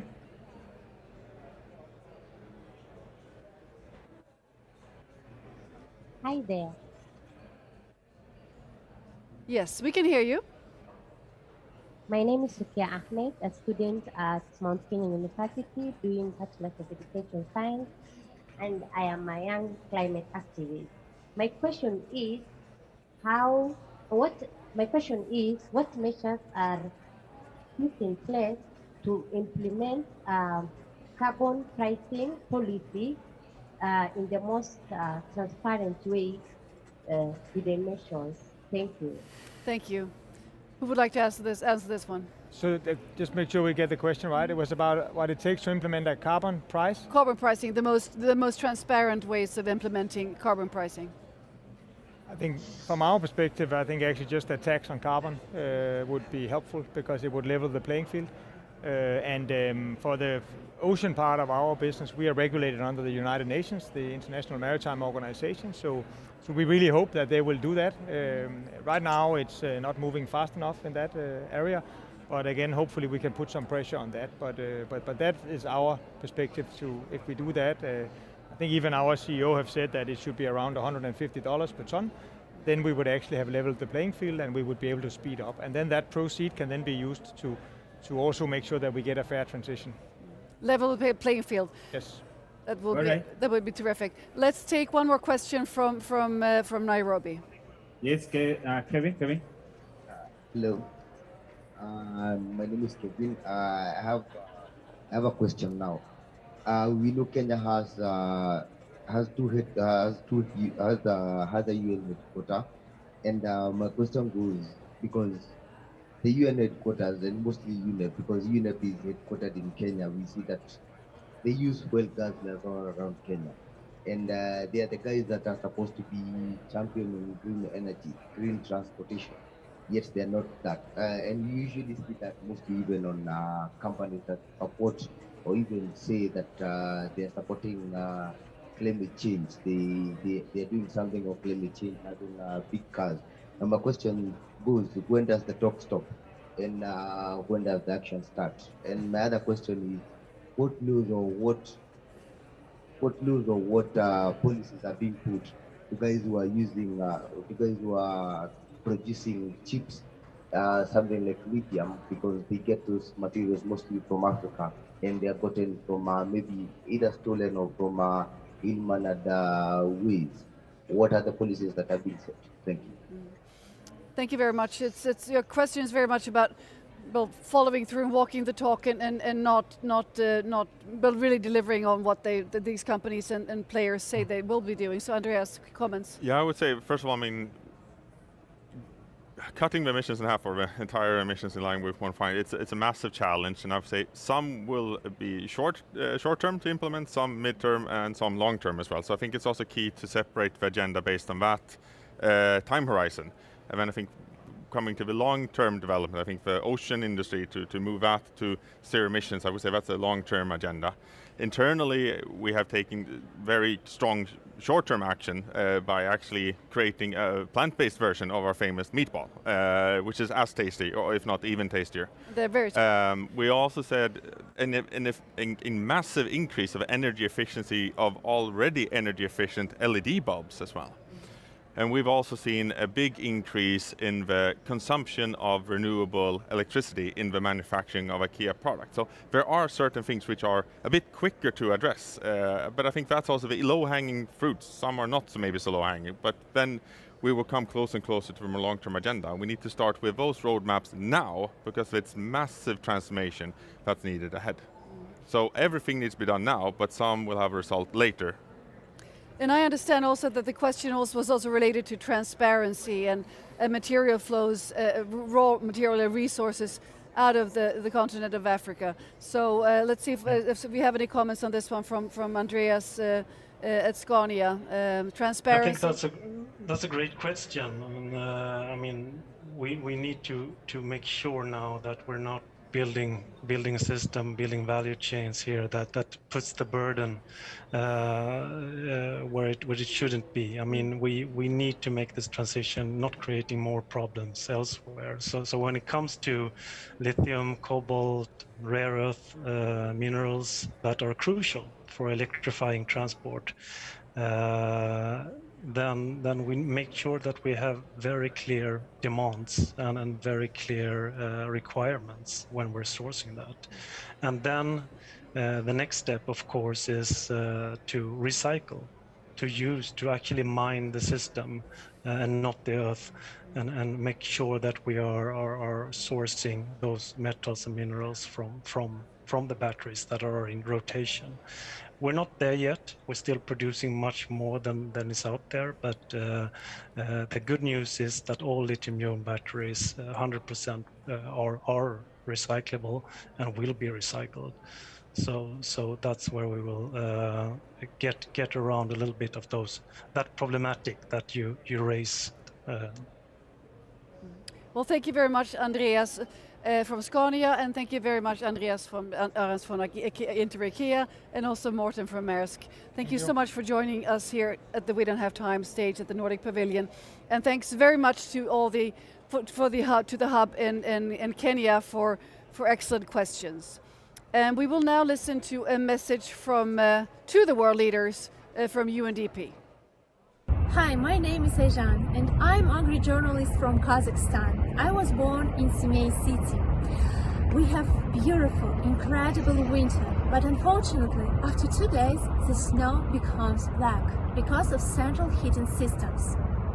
I understand that it harms not only my health and health of my community, but also it contributes to climate change.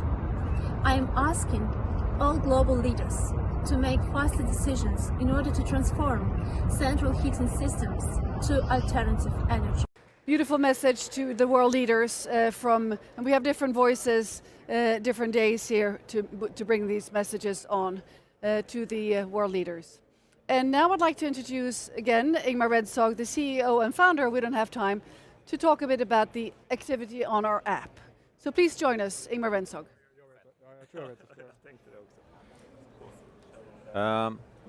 What's going on in the app? Yes, please tell us.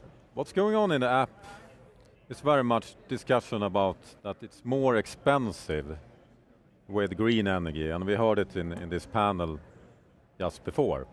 And that's true. If you want to buy the green solutions today, the green energy today, you need to pay more very often. You that follow those broadcasts we do here from COP will maybe think I'm repeating myself, but I will do that until it stops. Until this clock stops. Because the reason why green energy is more expensive is that our governments around the world is sponsoring the fossil energy. So if you take away the sponsorship, these fossil fuel subsidies, it will be cheaper with green alternatives. And that will be the normal, that will be the norm, and that will scale very, very fast.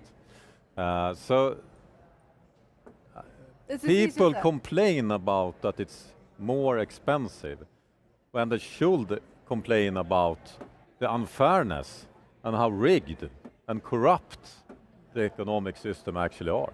It's rigged for the fossil fuels. We need to end that. And if we do that, it's really simple.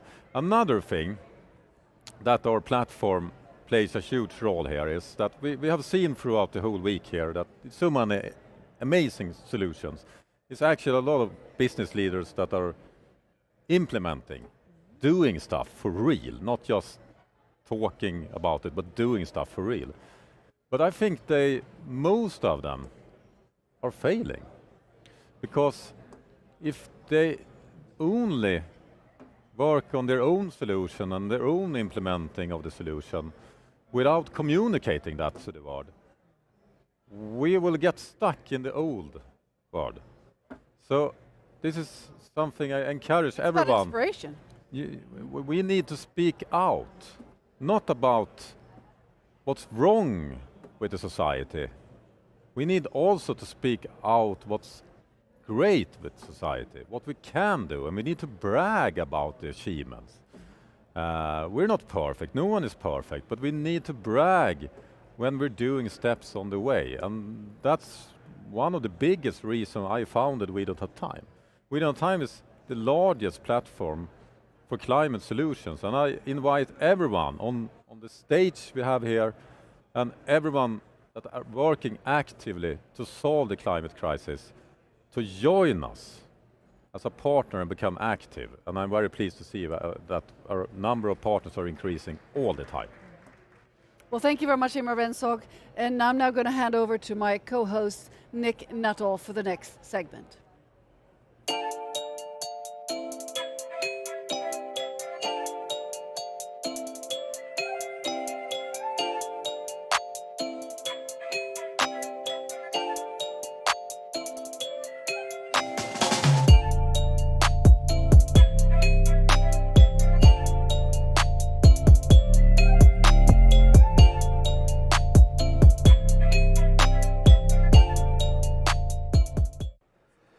Breaking the bonds from the past few centuries is going to require disruptor businesses. It's going to require innovations, technologies, and disruptive policies. The energy sector and the transport sector are no exception to this. And here we're going to hear about some of the disruptions that are happening, some of the companies that are doing it, and some of the initiatives needed to disrupt the economy towards our goal of a climate-safe world. I'd like to invite, for a keynote speech, Pamela Jouvin, sounds very good, you know, the way I did it. Either way, I think it's fine. From the SME, that's the Small and Medium Business Enterprise Climate Hub. She is a director of the SME Climate Hub. Pamela works for multinational companies and governments to accelerate a global movement and develop a one-stop shop platform mobilizing small and medium-sized enterprises to take climate action on net zero. And after your keynote, I understand you'll also be interviewing Josh Whale. Absolutely. Exactly. And do you want to introduce him, or would you like me to do that now? I'm happy to introduce him when he's going to be on the line, if that's fine with you. Absolutely super. Thanks very much. We'll be back. Thank you very much for having me today, and it's a real pleasure to be here today to present the work that we're doing with the SME Climate Hub. So we have a few slides to introduce this work, and I must say that it fits very well with the theme that we have today, disruptors, because we think that the hub is really an exercise in innovation and radical collaboration. So if we bring up the first slide, you will see soon enough that the hub is a joint effort of different organizations. So the Women Business Coalition, the Exponential Roadmap Initiative, the International Chamber of Commerce, the UN Race to Zero, and we're in partnership with Normative and the Net Zero team at Oxford University. So we'll be talking more about our partners in just a couple of minutes, but first things first, what is the hub really? So we designed the SME Climate Hub to act as a one-stop shop for SMEs wanting to take climate action. So in other words, this means that the hub is a platform that SMEs can go to access the tools and resources that they need to start their climate journey, make a commitment, take action, and build business resilience. Another key element is that the hub is the official pathway for SMEs to join the UN Race to Zero. And we're very proud to already have over 2,000 800 actually SMEs. This number has already grown over the past few days from 86 different countries who have already signed up to the hub. And we certainly hope that by expanding our ecosystem of partners in the coming months, we'll be growing this number exponentially. So in case you're still wondering why we're focusing on SMEs, then hopefully the next slide that we have for you will provide you with a few answers. First of all, SMEs make up 90% of businesses worldwide. That's 2 billion employees, not to mention the supply chains that all these businesses are part of. And we know how important Scope 3 emissions are going to be going forward. In addition to that, SMEs also happen to be among the businesses who are most vulnerable and impacted by climate change. 40 to 60% of small businesses never reopen after a disaster, and we know that these events are going to become more frequent going forward. But on top of all of this, there's a real business case, because taking climate action comes with clear benefits for SMEs. It allows them to reduce costs by improving efficiency across their business. They can also grow their brand by embedding climate into their DNA. This helps attract new customers. It also helps them access funding more easily. And last but not least, it also helps them future-proof their business, because they make the required changes before they become compulsory by law or inevitable. So with all of this in mind, we have created the Hub as a platform that provides SMEs with all that they need to really get started on climate action.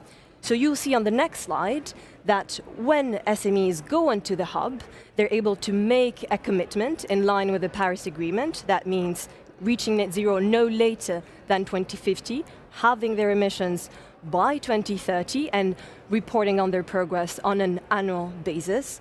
They're also able to access a library of tools curated by Oxford University. But on top of this, we're extremely excited to be launching a new series of tools this week and in the coming weeks, specifically designed and tailored for SMEs. And these include a measurement tool, a carbon calculator developed by Normative with support from Google, that will provide SMEs with insights on their industry, so the carbon emissions in their industries, looking at the average from businesses similar to theirs by country and sector. We're also developing a tailored reporting framework for SMEs in partnership with CDP, much simpler, adapted to SMEs' needs. And we're literally just about to launch an education course, Climate Fit, developed by BSR and the Cambridge Institute for Sustainability Leadership, that will help SMEs really understand what climate action entails. The course covers everything from operations, finance, strategy, governance, even storytelling. And all of this is brought to life thanks to our other partners. We've been working very closely with governments, the UK government, for example, who's been driving an incredible campaign in the UK in the lead up to COP26. We literally just launched the Spanish version of the Hub with support from the Spanish government. We'll be working in other countries. We also have outreach partners such as CDP and Ceres, who are reaching out to their own networks to bring SMEs onto the platform.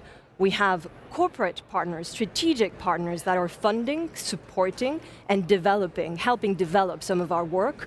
Amazon, Intuit, Google, Verizon. And we also have a fantastic group of corporates, the 1.5 supply chain leaders, who are promoting the initiative across their supply chains. So we could keep talking about the Hub, but I think it's important to recognize that the Hub wouldn't have any impact without its SMEs. And we happen to have a number of SMEs signing up from the transport sector, and we wanted to invite one of them to join the discussion today. So we should have Josh Whale from London-based SME. I didn't know you would be here in person. This is a wonderful surprise. So Randon-based SME ampersand, and I believe you are deploying a fleet of electric motorcycle in East Africa. So I'm really delighted to have you here. Thank you so much for joining us. Thanks so much, Pamela. It's a real honor to be here today. Oh, should I take this off? Up to you. All right, a bit Great. more natural. The silent disco is a lot of fun, though. So I know we don't have much time today, so if that's fine with you, I suggest we dive right into the first question, which is really about your view on the role that SMEs should play within the race to zero. I think there's a couple of roles that we can play in. Obviously, we see ourselves as a startup as well as an SME, so we're in that technology sector. We're really trying to drive innovation as in climate tech as a real core of what we do.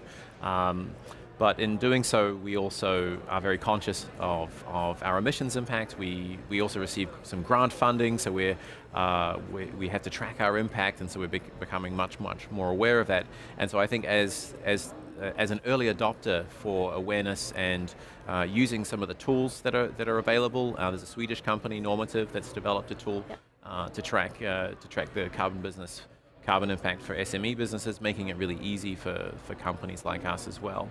I think there's also a key role to play because some of the big corporates who we heard from earlier are doing great things, but they don't always move quickly. So like the big oil super tankers that are transporting fossil fuels around the world at the moment, they have a lot of power and they can do a lot, but they also take a long time to turn around.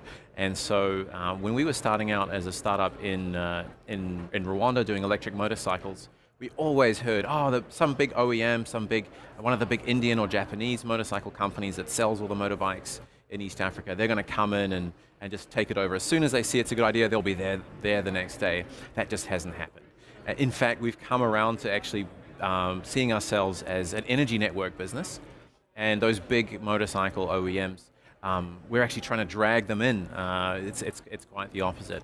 But at the same time, those companies can be fantastic partners. One of our investors is Total, the French energy giant, and they're opening their doors to allow us to build battery swap stations at their existing fuel stations. So those partnerships can be very helpful, and I think there's a lot that SMEs can even offer to the big kids in the room. That's great to hear, and actually I think that's a really good segue into my next question, because we mentioned benefits earlier, and I think it's really important for SMEs to understand the business case behind climate action. So can you tell us a bit more about the benefits that you might already be seeing, or that you expect to see in the future by taking climate action through the hub and beyond? Well, I think there's a lot now, and there is. I'm feeling hopeful being here at COP that there is capital being mobilized towards climate innovation, towards new tools, towards the toolbox to enable companies to benefit from reducing carbon emissions. So from greater efficiency, funds for things like improving equipment, better insulation and just more up-to-date, more energy efficient transportation and vehicle options. So I think there's, And that's definitely a great advantage. So I hope all the SMEs out there are listening to you right now. And I think also if you're raising capital, I think there are going to be new sources of capital that are directly available as well. Where there are funds specifically targeted towards climate change that we're seeing, but also the big institutional investors are promising that I think it was $170 trillion or something like that yesterday, don't quote me, was promised towards only climate friendly, or that climate compatibility would be a criteria for those investments as well. Fantastic. And beyond this new capital, what do you think the future looks like for SMEs like yours in the transport industry? And why do you think they should be taking action through the hub, for example? I think it's very exciting. I would certainly encourage a lot of companies. There's been a boom, of course, in electric mobility that has now really started to take off in Africa. We've raised, in this past year, we've raised about $13.5 million, including just announced yesterday from the US Development Finance Corporation. Also, there's a Swedish company, Opibus in Kenya, that's recently raised. Another bus company, Buzigo, has also raised money, just all announced in the past week. So the sector, and certainly in the global south, is still a baby, but like my baby son Luca, hi Luca, he's doubling in size like every couple of months. So it's growing. It's just taking off and growing really quickly. But for most of the people here, so far, electric mobility in the global south is still, if they've even heard of it, it's maybe like a novelty aid project. It hasn't been seen as something that's actually got wings yet. But that's changing very, very rapidly. And many of us are raising money now from Silicon Valley, and the attention is turning. I would also encourage businesses, particularly looking at in the transport sector, to look at the unit economics around business to business. So we serve customers who travel 150 kilometers a day. Those are the customers who are going to benefit the most from going electric or from going to a clean transport solution, because they're the ones who are spending the most on fuel. So our customers spend more every year normally spend more in a year on fuel than they would buying a new motorcycle. But for a private consumer, that payback period, especially while you have that upfront battery cost with most vehicles, is just much, much longer. Okay, so B2B, definitely one thing to keep in B2B. mind. Great. And before we wrap up, do you have one final piece of advice for SMEs looking to start their climate journey? I think never give up. I guess I would say again, don't be afraid of the big guys. They're not that fast, and often you can help them out. But persevere. I mean, we started this journey 2014, and there were a lot of long years. We were the first electric mobility company basically in Africa, as far as we're aware. Certainly working with motorcycles, and now there are about 50 startups now working just in the East Africa region alone of Kenya, Uganda, Tanzania, Rwanda. So it's happening, and if you get on board, you'll be on the right side of history. Fantastic. Thank you so much, Josh, for sharing this success story. I think it's very heartening. And to that, I would add, obviously, a very final piece of advice, which is please go check out the hub, make the commitment, join our community, and we very much look forward to seeing you there. Thank you very much. Thank you.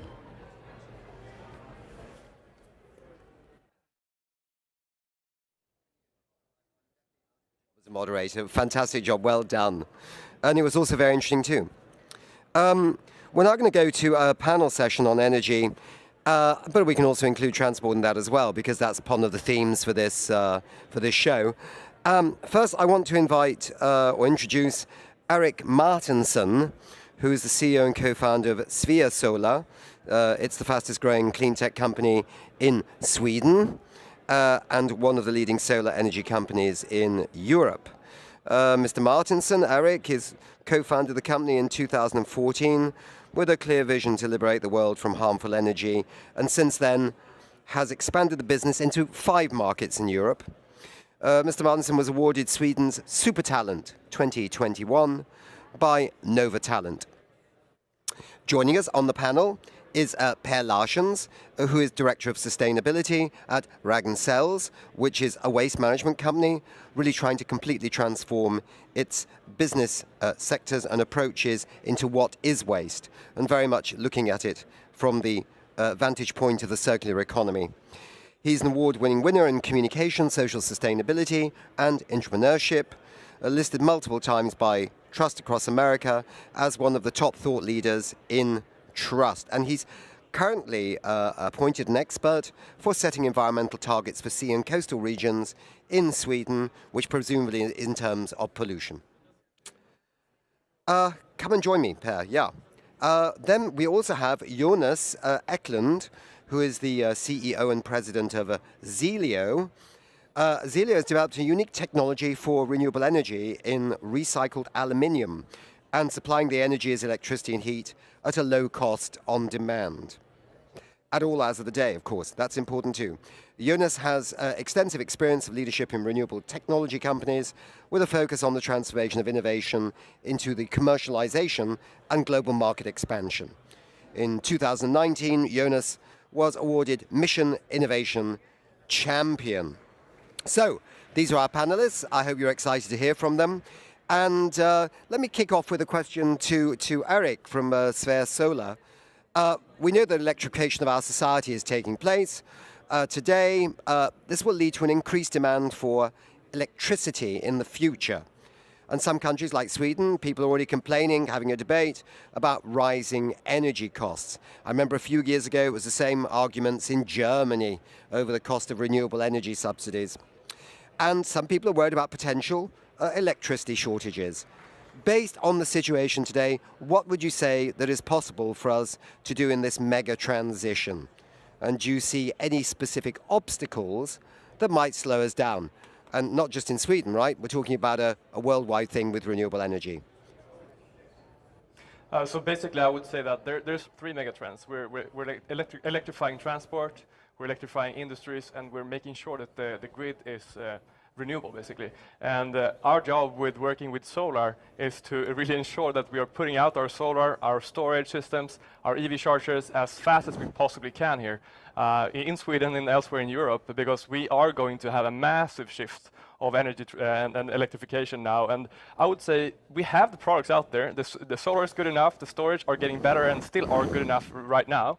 So I mean, there's a lot of things happening. But when it comes to improvements, I would rather say that we need actual improvements on the regulatory side, where it's kind of hard to get permits now to build more solar. It's hard to get permits to be efficient on trading on the frequency market, helping the grid to be more stable. So instead of saying that we need better technology, I would say we need politicians that really understand that this shift is about to happen, and by changing the regulations there, we can speed up that transition, because we have all the products we need, and it's our job and our friends in the industry to just implement what's already is there.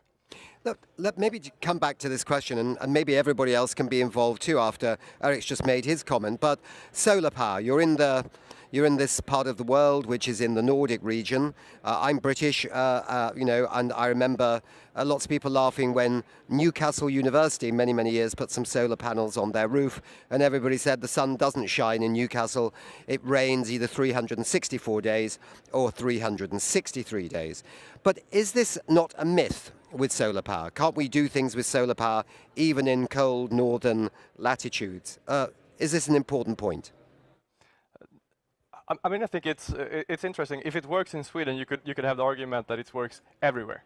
So, but the thing is, it does work, and it's actually not that bad. I mean, if you look at, for every kilowatt peak you put up on a roof in Sweden, you get 1,000 kilowatt hours per year. Maybe in Spain you get 1,600. So of course it's better, but the thing is, it's still good, and we have other sources to combine with. We have wind, we have hydro, and other things. So it's just a question of how much solar will you have in every country. I believe that overall, over time, you will have somewhere between 70 to 75% of all energy needs in the world will come from solar, where maybe Newcastle and Sweden will be an ironic exception, maybe only reaching 25-30%.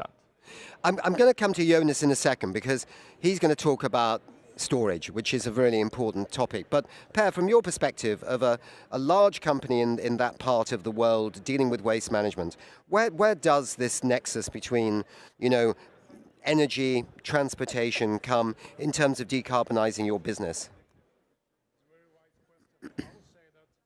The key thing, the most important thing, is that we make sure that we can care for the resources. And there, of course, we need to make sure that we can recycle them. And I would like to elaborate on what Stefan Håkansson from E.ON said in his speech. He said that their waste-to-energy plants will be a key component in creating circularity. And I agree with him. But also, after incineration, we will be able to sort out what's in the ashes. 20% of the fly ashes contain salts, and the most important and the most valuable ingredient there are the potassium. So suddenly, the waste-to-energy plants in the future will be the kidney and the liver in a circular economy. Why? Because when we extract the salts, we will also be able to extract the non-wanted things. They have the metals that should be stored forever, like cadmium or other arsenic as an example. So they will be kept away. And then suddenly the waste-to-energy plants will have a key component. Of course, we need to mechanically sort out what can be recycled and kept it in a higher loop.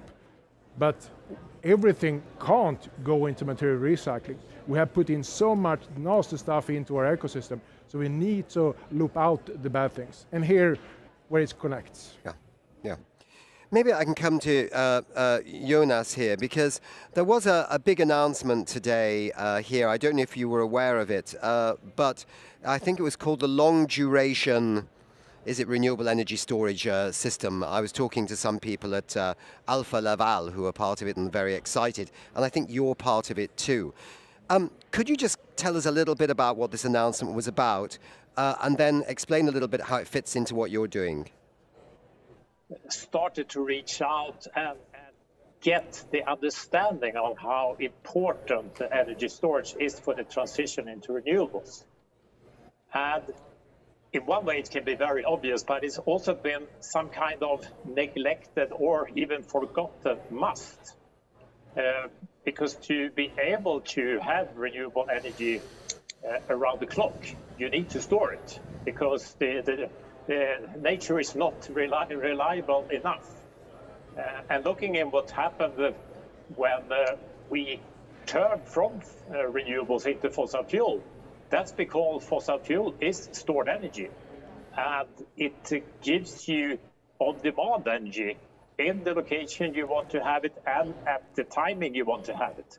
And to have a full transition and a global total transition into renewables, we of course need to bring that back to renewables, that you can decide when and where you want to have the energy.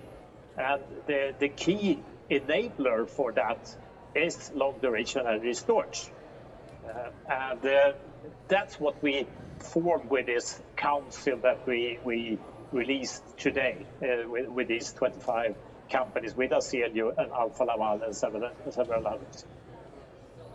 Very exciting. And I have a curious question, because somebody asked me this before I came on stage, which is, how long can you store a watt of renewable energy in, say, your system? How long is it there available for? And when does it disappear, or does it stay there forever? I mean, that's not the right question. Okay. The question is not for how long time you can store it. The question is for how long duration you can store. So to build the system for 24 hours a day based on solar, in the sunny country, you have 6-7 hours every day with a lot of power. And then you need to store the energy, and to provide power from stored energy, the remaining 17-18 hours. So that's the duration of the storage system should be connected to this 17-18 hours.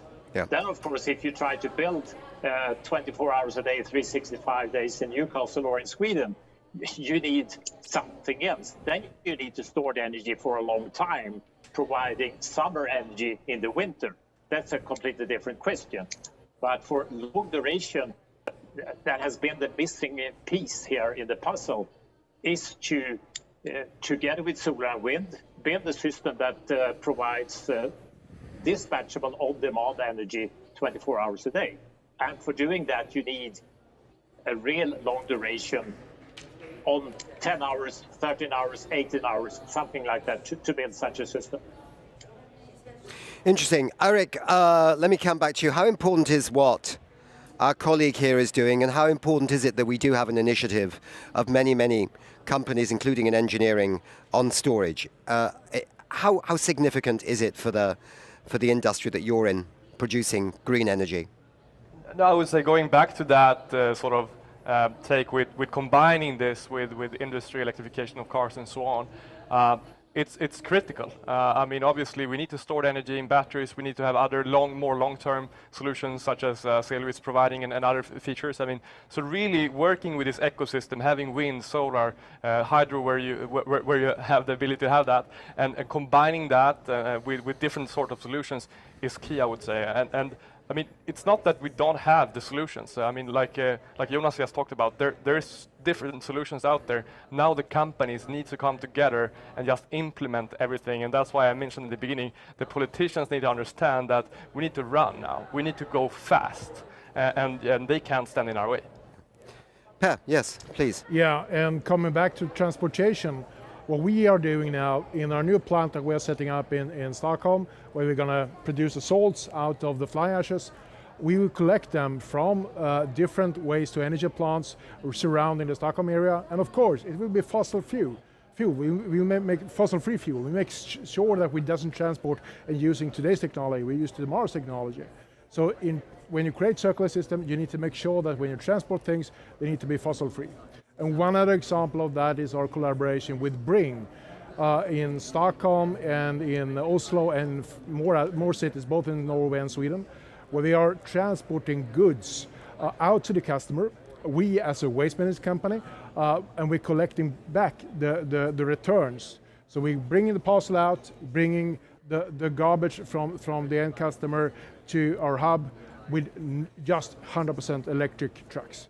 So this is changing. And the big thing here is the collaboration that Bring relies on, that we will bring their parcel out to the customer instead of, because normally you would like to meet your customer, your end customer. So the trust and collaboration will be a key factor. And that will also be the case in the energy system. Can we trust on the energy? Can we trust that we can have enough? Can we really build those systems? So therefore I think it's important what is going on at the moment. And on a personal note, I had the opportunity to this summer install solar cell energy production on my farm. So 16,000 kilowatt hours annually, they promised me in Sweden. We'll see if it works. Yeah. I'm interested in sometimes people raise a criticism of renewables like wind power and solar. They say, wind turbines require a lot of steel. Solar power at the end of its life has some heavy metals or other metals in it that could be a problem. I'd be interested to know, in terms of the circular economy, what happens to a solar panel, say from Sphere Solar, for example, and do you see in your work, these products now coming into the waste stream? What is going on with them, and how can we make this circular? What is very good that we are promised more or less 30-year warrant, a guarantee that it will last. So there's not that complicated. Maybe some parts need to be changed, but not the solar cells in itself. So we, as today's recycler, we won't see those products for many years to come. So it's not a problem now. Right. What do you think, our colleagues in Stockholm? Erik, what is happening with the panels after the end of their life? I mean, first of all, we need to keep in mind, for every day that solar is going on, I mean, the impact or the amount of energy being put in a new solar panel is going down somewhere between 10-15% per year, first of all. So the climate impact is going down. And when you look into a panel, it's usually silicone and glass and aluminum and so on, which is quite easily to recycle. So it's a product that can, over time, be 100% recyclable. So you can actually make a completely circular economy with solar. And I think that's super important, because if that was not the case, solar would not be the most powerful solution to sustainable living, which it is today. Yeah. So I think that's key. Tell me something, Jonas. So you have a very specific product for storage. Do you look around this landscape and see other areas of storage where you say that would be interesting for, say, this part of the world? Our product is good for this part of the world. Is it regional specific, national specific? Because there are many storage ideas coming through. I'm just curious to get a more global business perspective. Yes, our solution is especially good for decentralized installation, where you can install the long-duration energy storage solution close to the end user. And by that, you get independent from the grid. And at the same time, you can support the grid. So if the grid has problems, a distributed or decentralized approach can help the grid. Then, of course, if you don't have a grid, it's extremely important to have a distributed installation. But what we see now is that when we started to market this solution some years ago, it was mainly regions with no grid or very bad grids. Good for us, not as good for the world maybe, is that almost all grid systems today has a huge need for decentralized installations. So it's more that you need to combine different technologies and different approaches for large-scale centralized both generation and storage, and decentralized installation of both renewable generation and long-duration energy storage close to the end user, to to build the landscape for a complete solution for the energy system. Yeah. We had a session this afternoon in the Swedish pavilion with Business Sweden. And there were various companies there, and the theme was about energy efficiency. And one of the kind of threads that came through that, and I know a little bit about this from my work when I was at the United Nations, was that solar and wind are quite sexy, right? But energy efficiency is sort of slightly unseen and gets maybe overlooked in some areas, but it has a role to play in the halving of emissions by 2030, and of course in meeting the net zero in 2050. Is there a relationship between your businesses, energy efficiency, renewable energy? How do we make sure that we're deploying all the possibilities to achieve our climate targets with speed? Yeah, I do have a very concrete example. This is our collaboration that we now started with Alfa Laval. And I think Alfa Laval was one of the keynote. They have fantastic installations to really reduce the consumption of energy. But one specific area that we will launch next year is how we will recirculate nitrogen out of wastewater. And the saving of energy to extract the nitrogen directly from the wastewater with a circular technique that produce nitrogen fertilizer is huge. So it means that the energy saving will be combined with resource recovery, and at the same time we can avoid emission of laughing gas emissions. So it's a double free win here. Yes, and laughing gas being one of those sort of forgotten emissions in that sort of annex at the back of the Kyoto Protocol. Yeah, but the secret number is 287 here. Yeah. How many times the carbon dioxide emissions that laughing gas has. Yeah. Gentlemen, it may be this is not relevant to your way of thinking about how things go, but is energy efficiency, I mean, if somebody saves energy, can they store it with you, Jonas? Or is that not possible? And what about combining energy efficiency and renewables? Is that a powerful ally together? Well, the challenge here to make the transition from fossil to renewables is really a vast challenge. And all technologies and all processes that can help the transition is really needed. So we are changing the whole global energy system. And to do that, we need a lot of different solutions. So energy efficiency is, of course, extremely important in that, but also the electrification.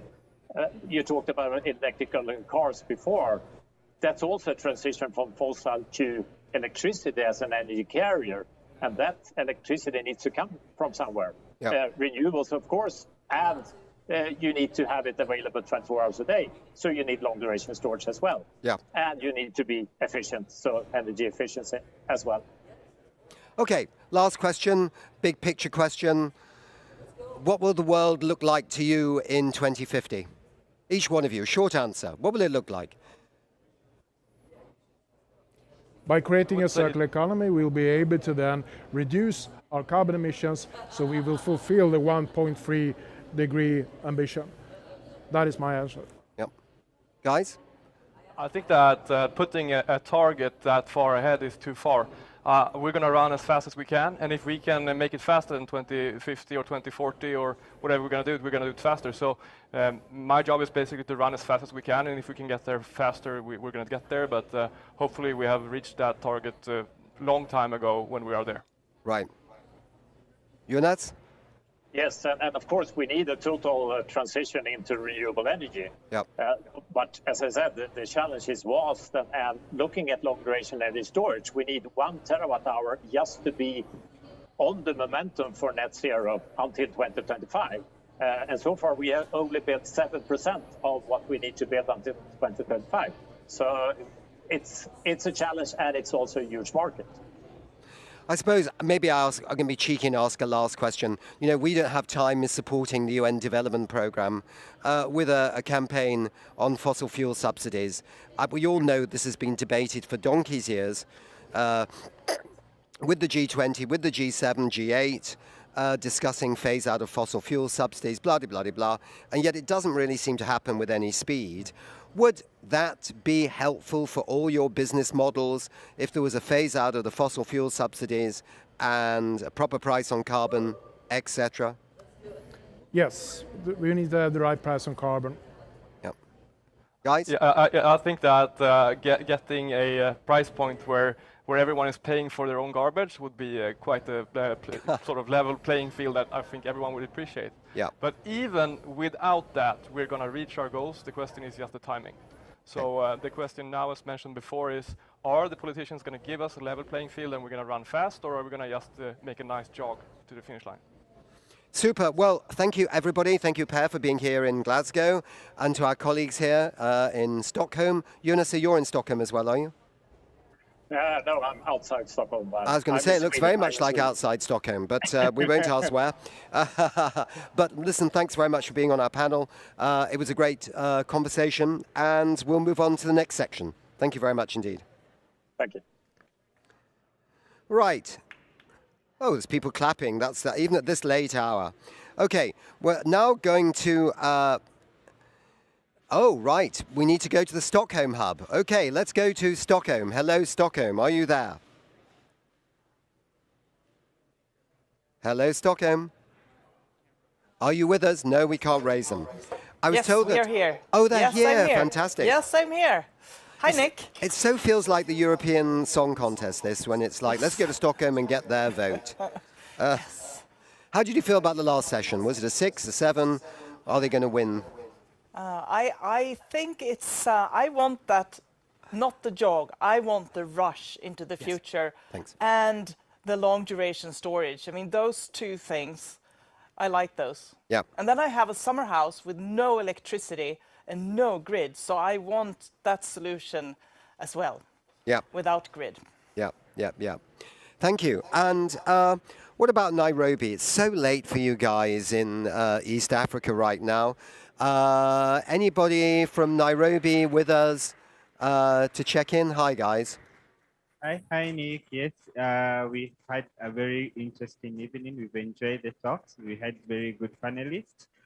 And the conversation around transport and energy is quite something that is very close to the heart of Kenyans, and particularly because in the recent months we've had very high cost of fuel, and that means that transport is becoming quite untenable. So if we are able to find solutions that are sustainable and affordable, we are very excited to see if we'll be able to move forward.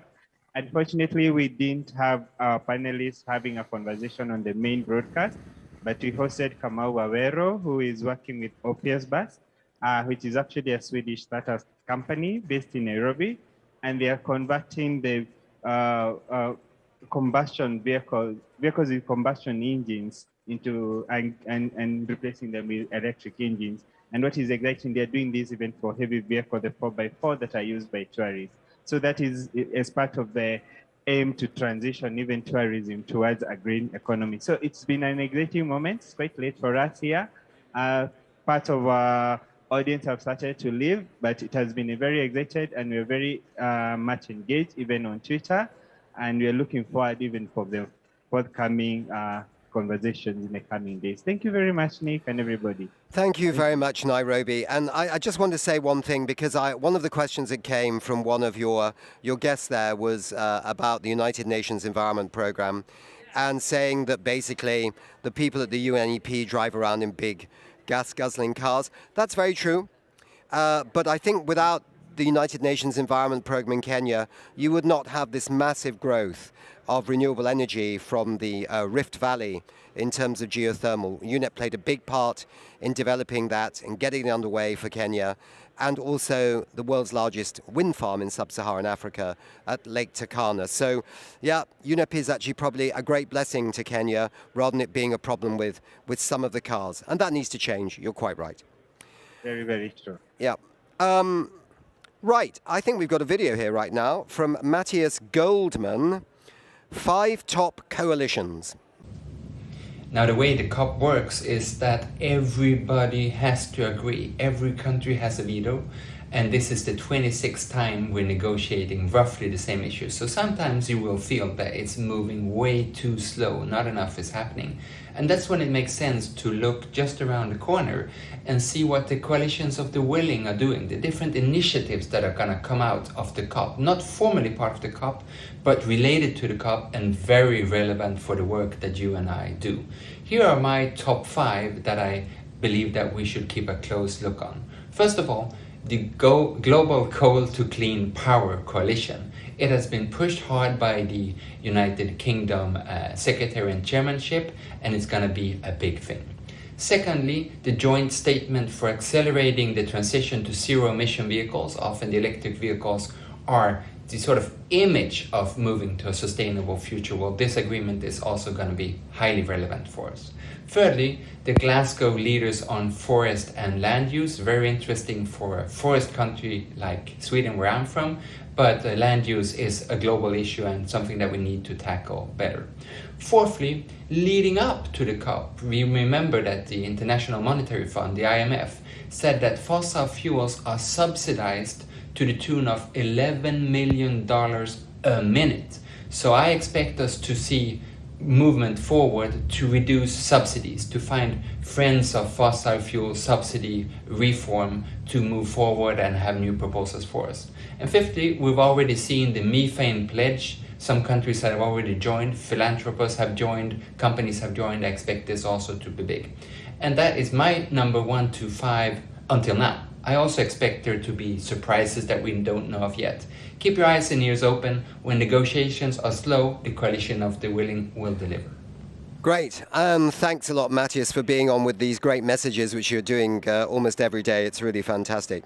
So that's the end of Disruptors. We're now coming to behavioral change. Yeah, changing human mindsets and habits with tools like policy, communication. That's part of the picture. I'd also put into that education as well, in schools, in every country of the world.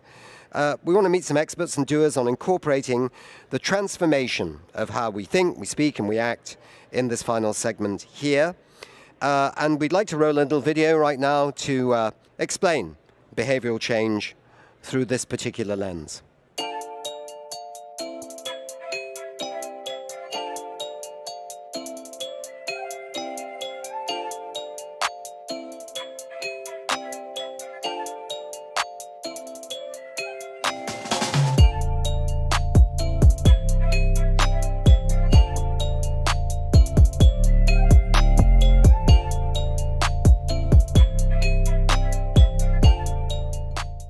Great. And before I introduce the wonderful panelists we've got here, I'd like to invite back to the stage Ingmar Rentzhog, the founder and CEO of We Don't Have Time.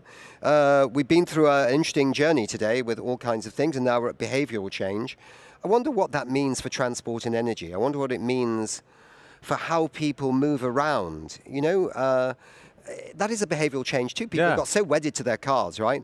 They'll sit in a traffic jam, listening to Radio 3 or whatever, thinking that's better than getting the bus. I think we have the answer. I mean, if we're going to fix the transportation, we need to change behavior. We can't just electrify all cars. Yeah. We also need to change how much we use car, when we use car, and how we transport ourselves. Yeah. And we have had this corona pandemic, and I think that changed everyone's behavior. And behavioral science, once you have changed someone's behavior, it's very hard to get back if you're getting used to it. Yeah. And I could go to myself, for example. When I moved outside the center of Stockholm to a little bit in a house in the suburb, I was really keen on finding a short distance to the subway. So I live 200 meters from the subway. Do you know how many times I've traveled by subway to work last year? I don't know. 2. Okay. I don't do that anymore because I found out that bicycle is much more efficient. I don't get disease, and it's much more freedom, and it's totally possible to do it year around. Yeah. Bicycle is the most efficient transportation in a city. But we need leaders that build the cities in a way you're not getting killed when you... Exactly, because you're very right, because I lived in Nairobi for 13 years, and I took my bike with me from Britain when I got my job in Nairobi with UNEP, and I was determined to get to the office by bicycle. What I learned very quickly was not to bicycle, but was to actually fall off the bicycle into the nearest ditch. Because these things, matatus, these minibuses, would come down the road and just go right to the very edge of the road just to kind of get past each other. And if you were a cyclist, you were almost dead within seconds. So it's absolutely critical that the joys we have, and I can tell you when I came back from UNEP and came to Bonn in Germany, it was like paradise. I could cycle along the Rhine, cycle everywhere. It was joy. And the people there didn't realize how lucky they were in Bonn. But we need to make that normal for people in developing countries too. Yes, yeah. we need. And that's why it's so important that they don't make the same mistake as us. Exactly, exactly. Build roads for bicycles instead of big cars. Yeah. It's much more value for everyone. Yeah. But I have another example, energy. Okay. Yeah. We also need to change behavior regarding energy.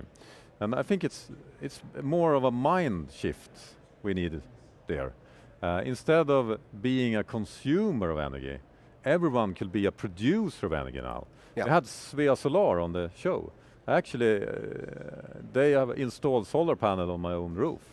And my electric bill gives me back more money when I consume. That's fantastic. And that's fantastic, but there's also another thing. I've changed the behavior on how I consume electricity. Yep. Because I wasn't aware about how electricity affects.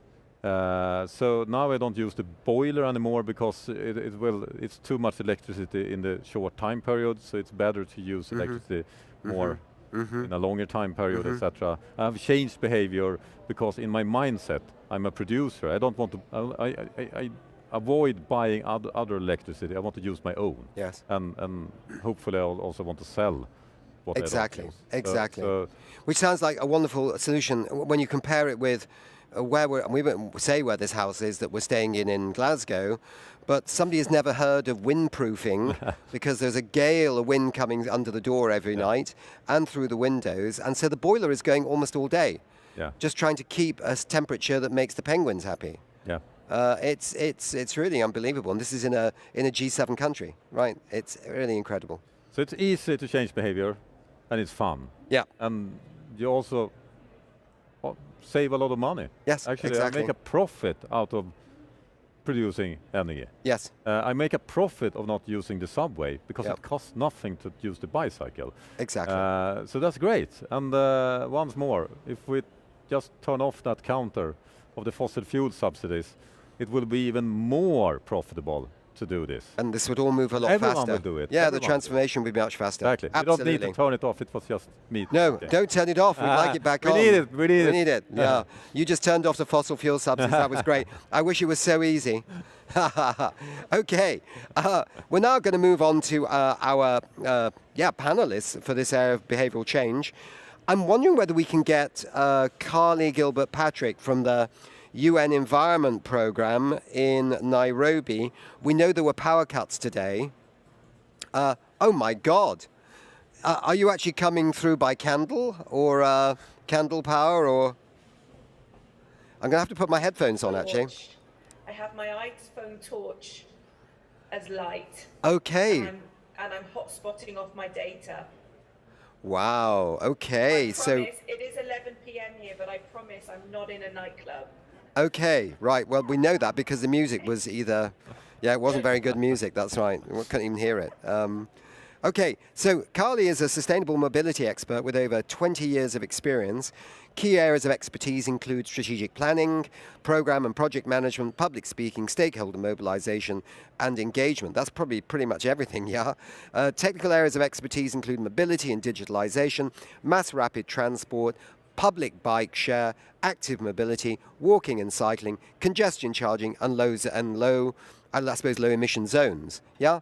So, I mean, you're covering the whole gamut, but I think the most exciting thing about all this is really, in a sense, your work in East Africa and other developing countries on trying to bring some of the issues forward that we were just talking about, how you can actually, in a civilized way, bicycle without being killed by a Matatu minibus, and the air pollution that's associated with the congestion there. Before I go to you, I'm also going to introduce our next guest, Solitaire Townsend Chief. Or is it Solitaire Townsend? There should be a comma after Townsend, because I've got you as Solitaire Townsend Chief. I thought you were from an indigenous tribe. Please, come and join us here. Solitaire Townsend, she's Chief Solutionist. That's an interesting word, isn't it? And co-founder of Futera. And Solitaire advises governments, charities and brands on making sustainability so desirable it becomes the normal. That's absolutely the way it has to be. It's possible to watch her TED Talks and read her in The Guardian, Huffington Post, many, many others, and more often as @GreenSolitaire. Solitaire was named Ethical Entrepreneur of the Year in 2008, and more recently was chair of the UK Green Energy Scheme, a member of the United Nations Sustainable Lifestyles Task Force, and the London Leader for Sustainability. Her new book, we like to plug books, we're very happy one day I'll write one and then I'd like somebody to plug it. Her new book, The Happy Hero, How to Change Your Life by Changing the World, is out now. And Christmas is just around the corner, let's not forget that. And then we also have Gilbert-Patrick, hope I haven't mangled that too badly, CEO of Kebira Mobility. Jabber is an entrepreneur working on environmentally friendly projects. He's the CEO and one of the founders of Kebira Mobility, an electric vehicle startup transforming the existing transportation system. He is an Indian Navy veteran, having served as an aeronautical engineer, and post-retirement from the Indian Navy, he started his entrepreneurial journey towards handling projects that make a positive impact on the environment. So let's first go over. Oh, there's somebody else, is there? He'll be later. Okay, let's first then go to Carly in Nairobi. Carly, give us a little keynote speech about what you're up to. Okay, well, what are we not up to? So we at UNEP, we are pretty clear that we are in the midst of a triple planetary crisis, and we need to do something very different real quick to deal with all the issues that are being faced. And we're seeing it in the health, we're seeing it in climate, we're seeing it with COVID, the planet. What can we do differently? And we're focusing in on decoupling increased emissions from increased mobility, because the consumption patterns right now are not sustainable. So we have projects supporting countries transitioning to electric.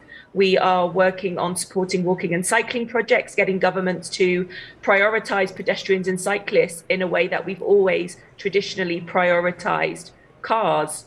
And we're working on clean fuels and vehicles. And we've also more recently started looking at the role of digitalization in transport. So yeah, that's what we're up to right now. Okay, fantastic. Over to you, Solitaire. Yeah, tell us a little bit about your work and how you think it's creating behavioural change. Thank you so much. And for the last 20 years, I've been working on behaviour change. And just today, we've launched a new survey at Futerra in partnership with Ipsos, the global market research company, to really look into, does the world still believe we can solve climate change? And this was in 27 countries and over 20,000 people. And the first thing we discovered is that 73% of people really care about climate change, and well over 50% of people say they care more than they did. But let's get down to, do they still think we can win? And actually, well over half of people are feeling that perhaps we might be able to solve climate change. But 11% of people, 11% of our fellow human beings across those 27 countries have given up. They're now what we call fatalists. They no longer think anything can be done about climate change. And they're more likely to live in the global south, or wherever they are in the world, they're more likely to have access to a lower income and a lower education. But the number one criteria, the number one finding we had around who these fatalists are, is that they're young. In fact, 1 in 5 young people are now fatalistic around the world about what we can do about climate change. And I am more afraid of fatalism than I am of climate change, because climate change is just chemistry. Fatalism is humanity, and we're the ones who have to make a difference. What could we do about this fatalism? Like, if fatalism is fatal, how do you cure it? So number one, we need to flip the script. Now that's actually a new UN campaign around flipping the script, becoming answer activists, moving from the problem agenda, which is real and true and justified by science, and which we understand very well now is what's going on in our hopefully 1.9 degrees warming that we've agreed so far at COP. And we need to move to a solutions agenda, absolutely telling the story, because over 60% of people worldwide are saying they're hearing far more about the problem and they're not hearing about any solution. Secondly, we've got to sell the benefits. We were just hearing a moment ago how cycling can improve your health, it can improve air quality, it can give you better sleep, how renewable energy can build resilience into countries, particularly those which are still developing. And then the third thing I'd say is, when you're trying to do behaviour change, the number one thing that people forget is to ask for what you want. We give the big story about why you should care. We talk very much about how we need to go about changing our systems, but we don't say what we need you to do.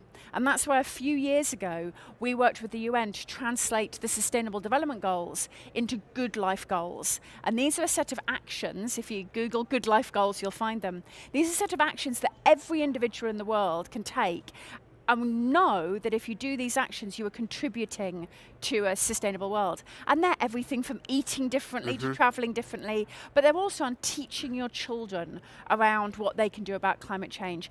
And of course, believing that tomorrow can be better than today. Yeah. Carly, I know we've talked about behavioural change, and in fact, there's also behavioural change that has to occur in governments, isn't there? I mean, in some of the global south, it's not that, you know, I mean, it's not rocket science to put bicycle lanes in that are safe, but a lot of governments don't do it, do they? Because it's almost like, I don't know, some seem to be proud to have lots of cars on the road, even though it's a nightmare. I mean, you're in Nairobi. When I worked in Nairobi, I'd set off at in 2001 to the airport, Jomo Kenyatta. You could do it in 15 minutes. Now, how long does it take? 3 hours? 4 hours? So how is it? How is it that the behavior in terms of the development path of the developing countries has kind of mirrored the developed ones, and then the developed ones had to go back to kind of relearn what a better development path was? Yeah, I think it's human nature to get things really wrong before you realize how bad it is, and like you said, flip the script and do things differently. And cars have for hundreds of years been a symbol of success in the global south. And it's only when we look at Nairobi now, when we look at Addis Ababa, when we look at Kigali, now in the last 3 to 4 years, Nairobi's ring-fenced 20% of its transport budget for walking and cycling. Things are changing, but it's once traffic has come to a standstill. But now we're seeing this big change. But it's, you know, we keep talking about cultural change and human infrastructure, but the first thing we say to government you have to do is build it. It's all well and good having car-free days and saying how amazing it is to cycle, how healthy it is. But if you're not providing basic, safe infrastructure for people to walk and cycle, it's really hard to change culture if you're not putting your money where your mouth is. Yeah. So we're really focusing on that at the moment. The surveys you've been involved in, were they predominantly in developed countries rather than the global south? No, tell us. So across the 27 countries, South Africa, Brazil, China, India, and what we find when we look around the world and the behaviour change that we've done with the Good Life Goals is that often we focus on over-consumers. And of course, there's over-consumers in every country around the world. There are those who are driven by status. In places in India, there'll be water fountains, even when the water only turns on for 2 hours a day, because wastefulness is a status symbol. And I think that's just what we were discussing around cars in Nairobi, is that status symbols are a huge part of what we're doing, of what we're talking about here, and changing those status symbols so that you can virtue signal and status signal from sustainable behaviours is a really good thing. But many environmentalists become uncomfortable with that because they think we shouldn't care about status in the first place.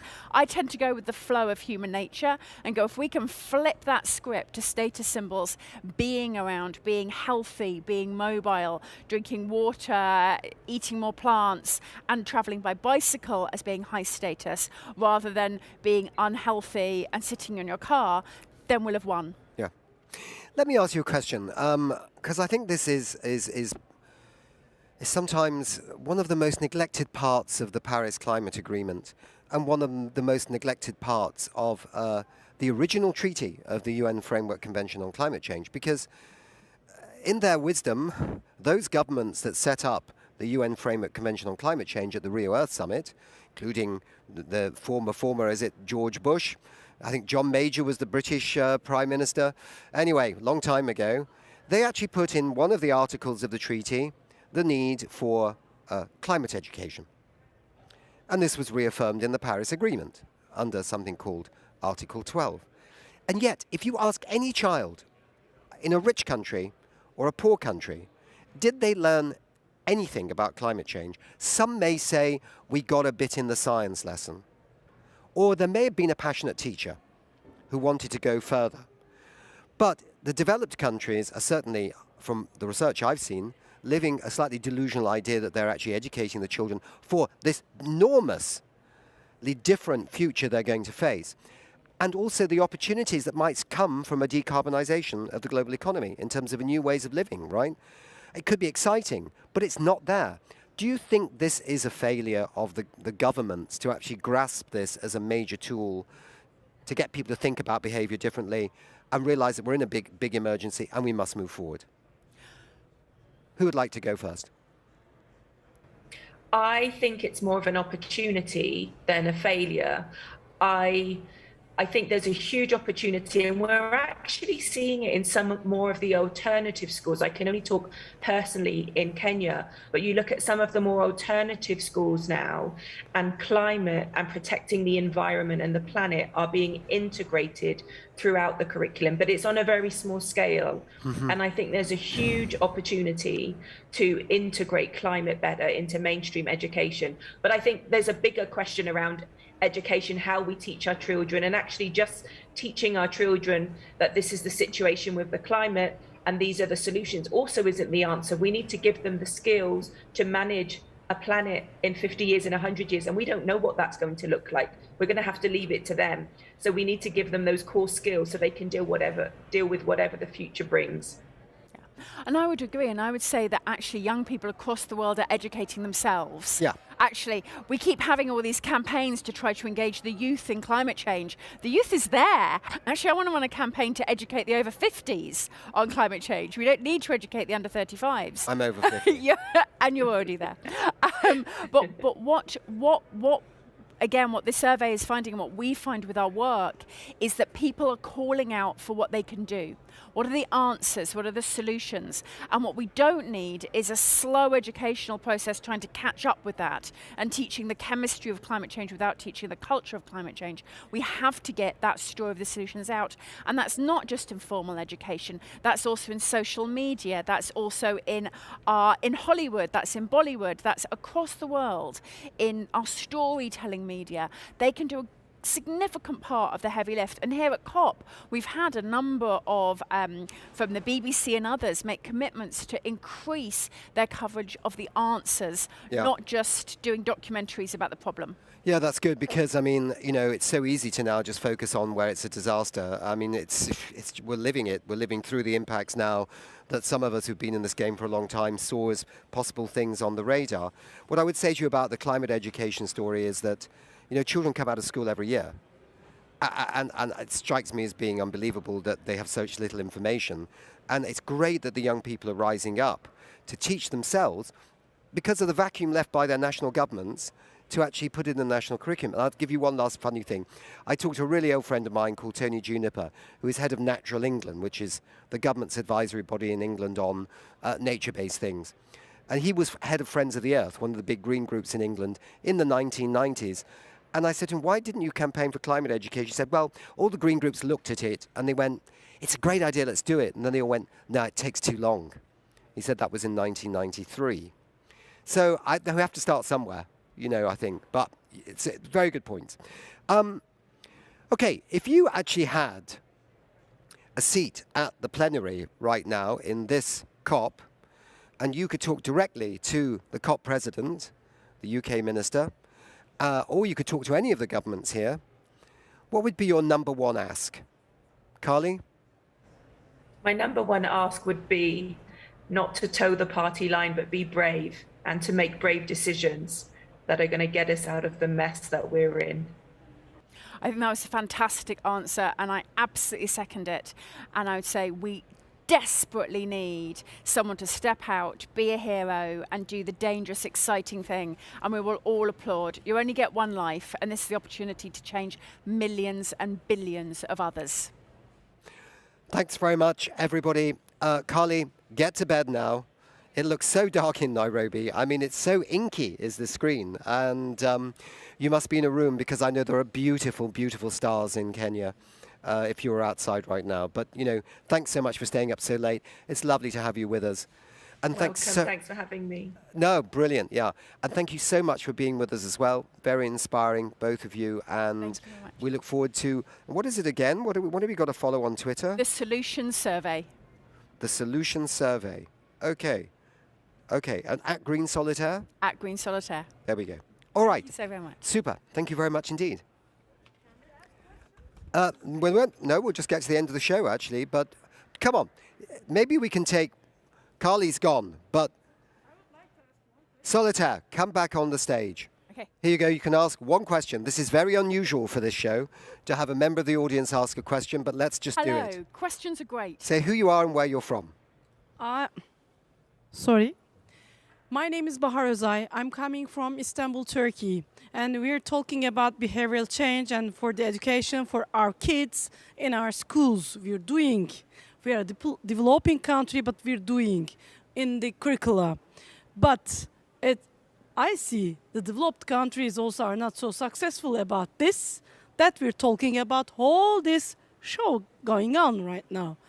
My question is, what should be the behavioral change for these companies, transnational companies that are responsible for these emissions? So not only for the kids, not only for the parents, not only for the human being as us, ordinary citizens, the paradigm shift should be on the minds of the fossil fuel companies. What should be the behavioral change for them? We've got it. It's actually a perfect question because we're here talking about behavior change because it's an important part of the package. You have people power, which comes from behavior change, and then you have powerful people, which is where you have the decisions made by government leaders and by business leaders. And often people decide that people power is most important. We can do this from the bottom up through demand, through changing what we do in our own lives, from voting differently. Or sometimes people think we can only do this from the top down through the powerful people. I believe it's both. You need to put both together. I think it was Plato who said, he who rules public opinion rules the world. So we've got to change our behaviours, what we do, what we ask for, not just what we buy, but how we travel and how we vote and what we ask of our leaders. But we also have to change the leaders themselves. Yeah. And so what I would say is the behavioural ask of the leaders here is the same as it is for any human being, which is to be brave. Be that as an individual, we need to be brave and ask and say and do different things than we've been doing. And as business leaders, particularly, they need to be brave. And I would say, in my experience of 20 years, sometimes the individual people I meet around the world, particularly the children, are often braver than the leaders and the decisions that they take. So I hope that perhaps the people power could inspire the powerful people to do what's needed. Otherwise, overall, over the whole arc of human history, people power tends to win. I'll just say one last thing in response to what you asked, which is that I think there is enough evidence of enough companies now who see it in their own business interest to make this transition. And those old industries that are still fighting like mad and holding on, they really are on borrowed time.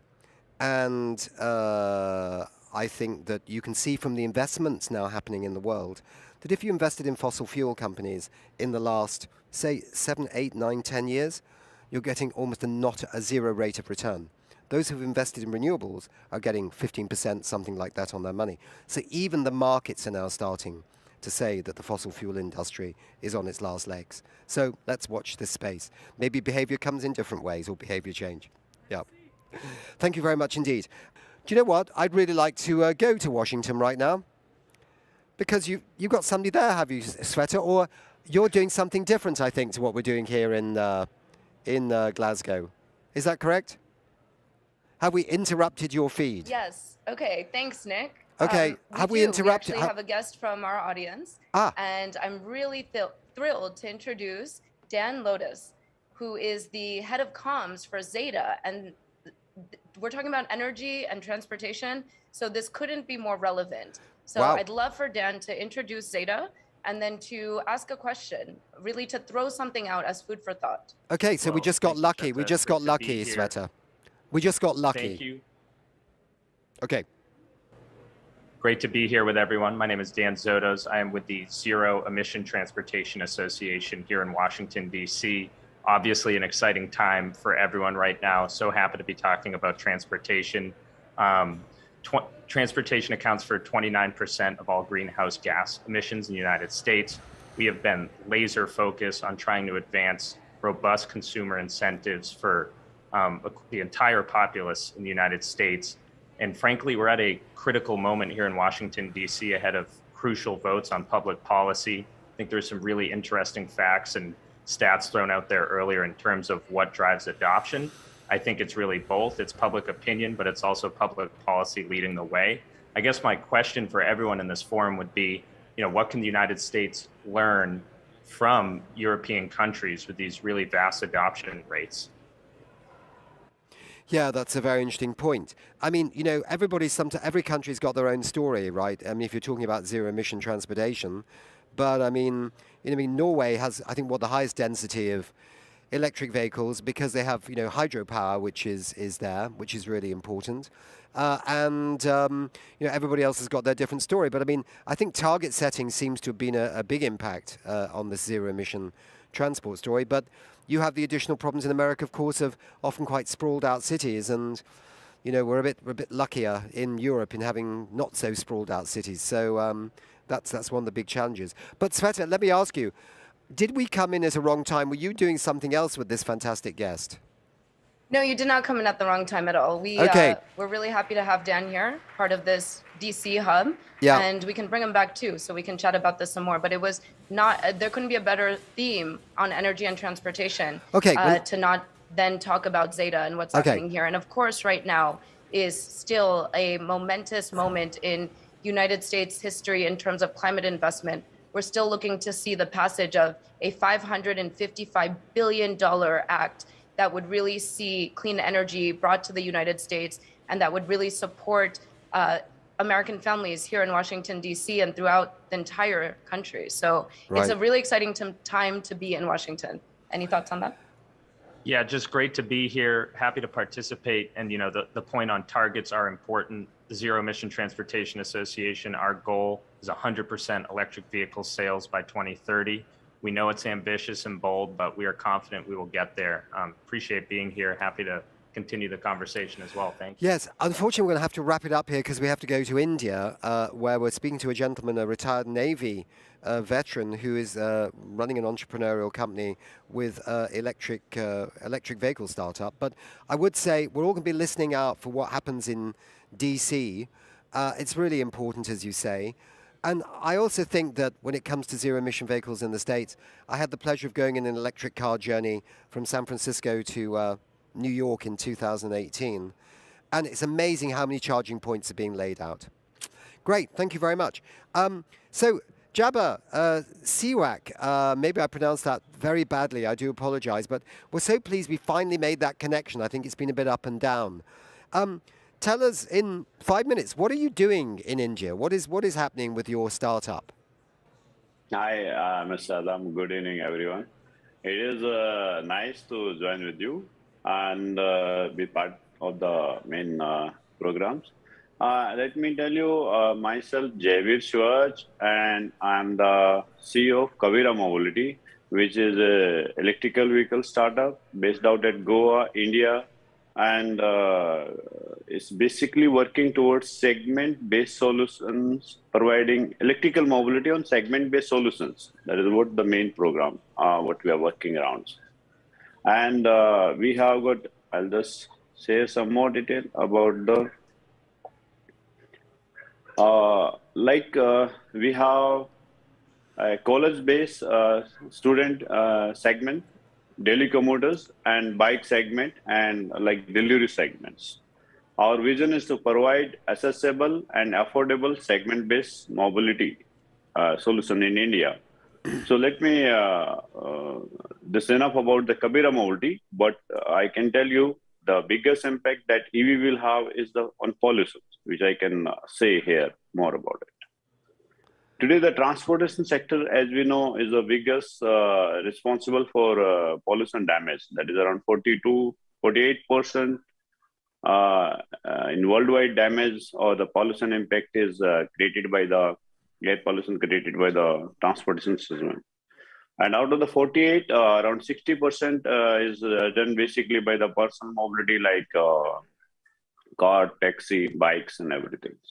Similar thing, we have got around urgently if you see the air quality in worldwide is 90%, city do not qualify for minimum air quality index. So that is the biggest impact in air pollution, what the transportation sector has impacted.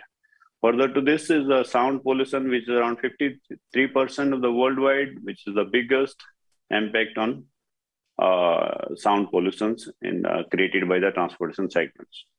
So this clearly indicates the transportation segment is responsible for air qualities, pollution impact, and sound pollution impacts. So we need to address this, both the impact worldwide what we are having today is by adopting electrical mobilities, we can find the better solutions. That is what we look upon it. So if anywhere in India, like we can see the Indian government is trying hard to implement the electrical mobility, and we at Kabira Mobility have given the segment-based solutions, which is a tremendous change if the government of India puts some measures which can allow everyone to use the or eco-friendly system which can create a light solutions which is daily use like last mile connectivities or the college segments or the delivery segments. Like if by electrical vehicle EV is implemented or adapted by the thing, then by 2030 we can expect a 35% decrease in air pollution and around 60% in sound pollution. We can get a sizable impact onto our daily lives. Another impact of EV is personal mobility, we can see. That is what we are using today is traveling to college, traveling to duty places, or presently we are using mostly fossil fuel based things. So which can be reduced to personal mobility, like due to COVID in 2020, we could see the people were not able to travel in masses, and slowly the new concept traveling on the personal mobility is more important here. And that can make a better impact to the daily travel systems and all. Like pandemic, we can see it was difficult in mass transit. Yes. And cannot be affordable to everyone. Like a car is not possible to everyone. So it was forced to adopt some daily better or electrical based mobility solutions sort of thing. Jabba, I'm going to have to hurry things a little bit here because we're getting close to the end of our broadcast. But let me ask you, you're a startup, it's Kabira Mobility. Mobility, yes. Are you manufacturing the electric vehicles? Do you have enough renewable energy to keep them all electrified? What are those challenges you have? Yes. We are a electrical vehicle startup. We at Kabira Mobility manufacture a different type of electrical vehicles, and yes, we are facing a lot of challenges. Worldwide is a new industry, and supply chain is the bigger challenge to everyone in the world. So we are also facing small issues like everyday changing technology, supply chain management, like many things, dependability of different countries like cells and all. So remaining all things are getting slowly implemented. We are basically answered the 2-3 big segments, which is more responsible for the climate change or the zero emissions towards zero emissions, like achieving the best impact on the climate change. Yeah. Right. And you have, I mean, we know that India has done a lot since the Paris Agreement of 2015 on solar power. Right. Is Goa quite rich in renewable energy, or could it be?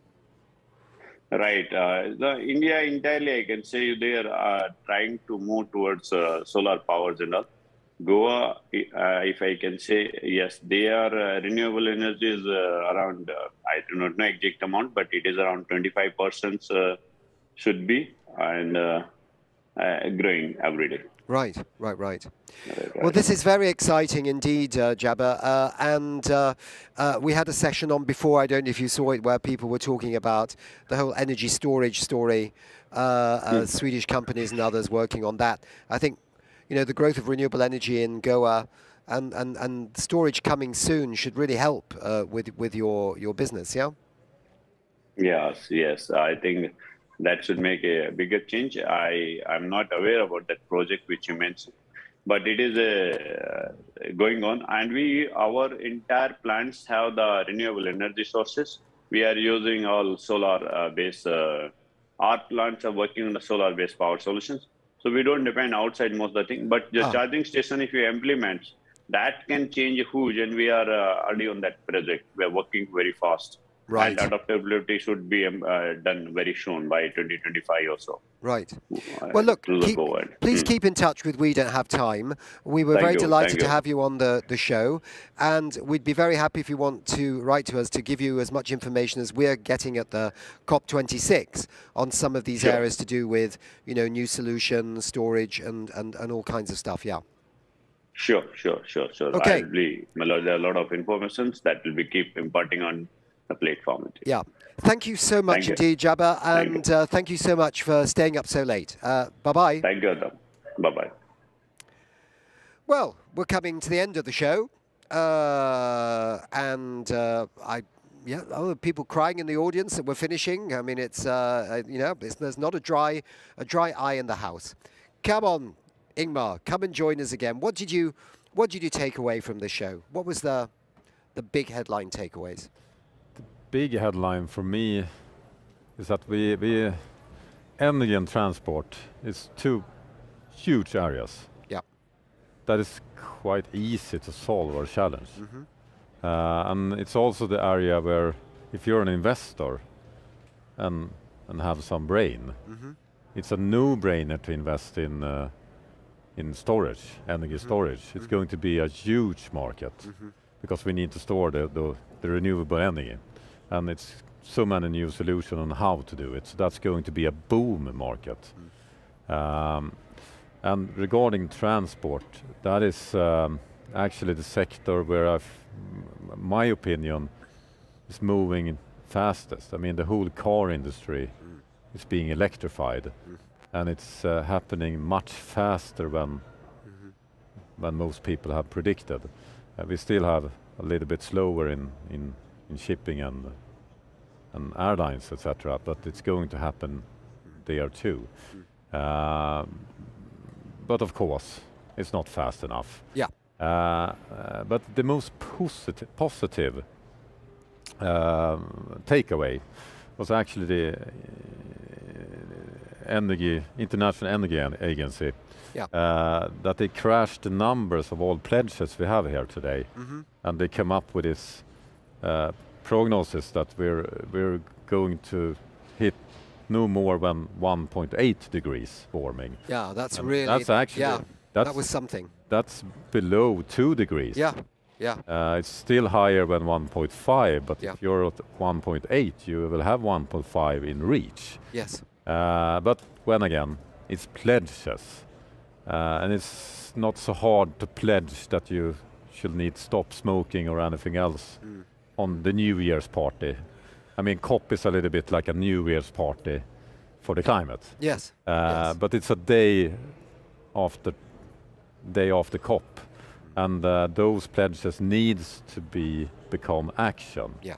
And we're so off track of that. I mean, we're still sponsoring fossil fuel industry. Exactly. Where are we now? We're at $71 billion in fossil fuel subsidies since the start of the COP meeting. I remember we were in Monday. It was 20 billion. Yeah, it was 20. This is crazy. It's crazy stuff. One of the topics in this climate meeting is the climate fund. The rich countries are going to pay poorer countries for them to transition. Yep. And they seems to be impossible to agree on who is going to pay 100 billion. But 100 billion, we're going to pass that. They on the same time they're discussing this subject, they are paying the fossil fuel industry more on the same time as they are discussing it. This is the emperor naked. We can have COPs till the end of humanity. But if we don't end the sponsoring of the industry we need to shut down, we will not achieve anything at all.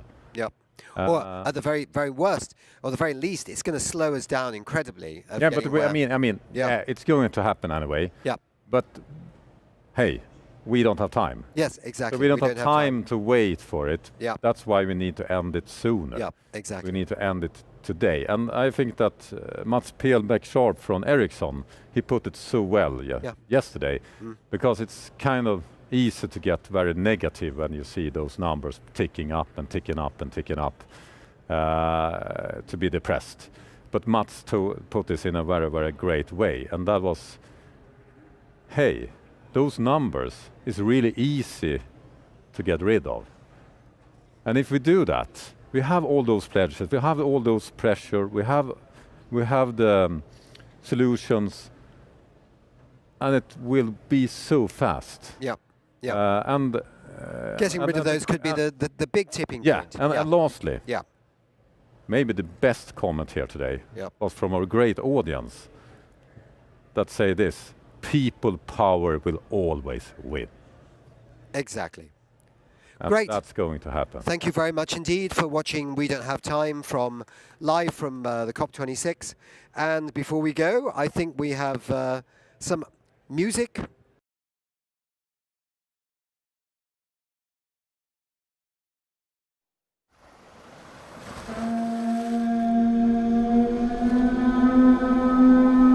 The waka is Tokelau, and on this waka are our tupuna or ancestors, our grandparents, our mothers, our fathers, our children, our future generations. They are all on the waka, and they all have a role to play. They have a contribution. Their view is valued, and they are part of the solution.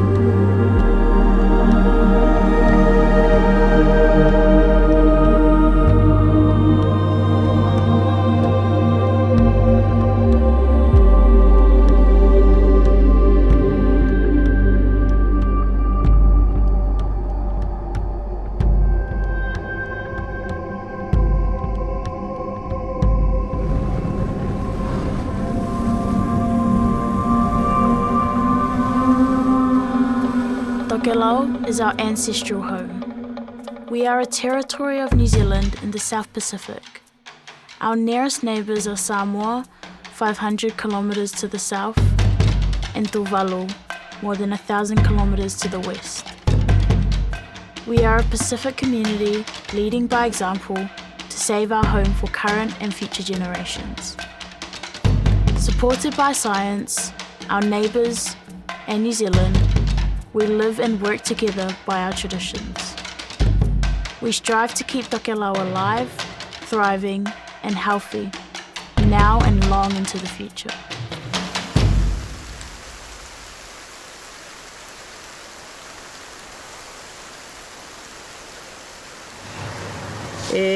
Ka tau heo ane, tau ngā lulue, ki nā mea o mai whai.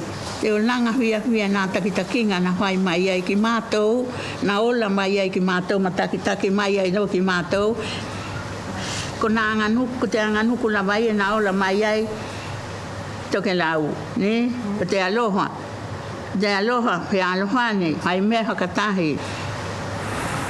E ui lava ko he tamahe nua, kai kua ki te aloha o te aliki, whakaali mai ki te ki mātou nā tauhinga nā ngāwi o i ngai tungi ai ko tūlanga i ai ki mātou. E hako ai nā mātua i nei. Ko te mātou nuku tēnei, kua kehe te tūlanga kua i ai te tau, kua i ai ki mātou nei.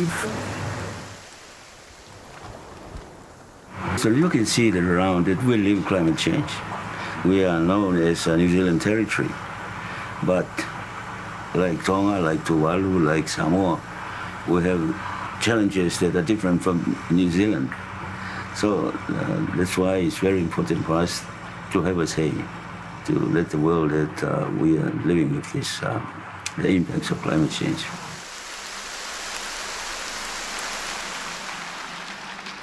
Your Excellencies, recently I visited the remote atolls of Tokelau in the South Pacific. With a population of 1,500 people that is only accessible by boat, they have a story not often heard, but a message that must be shared. It's a message underscored by their new coastal walls, which are already toppling over as a result of the assault by the sea, and by the children who tell you they are worried about the future of their home. Ladies and gentlemen, it's a message of urgency. And I'm asking myself about the issue of climate change. But at the moment, we can see a very big difference from the past up to now. Very, very hard for me to say, how can I leave this island? It's a special one.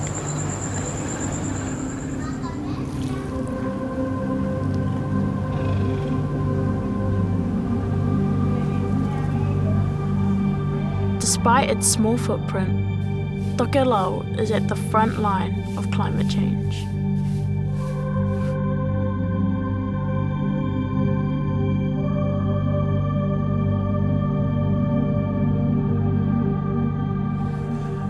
And in particular in places like Tokelau, their emissions are tiny, but the impacts that they will see of the global emissions will be huge.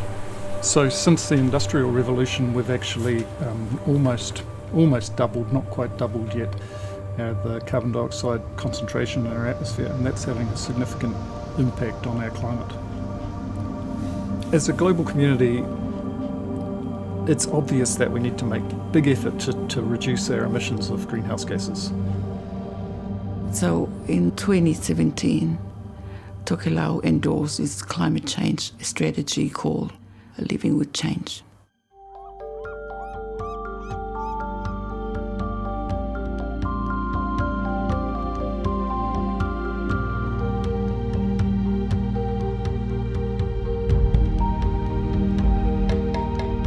To move these strategies forward, data is essential.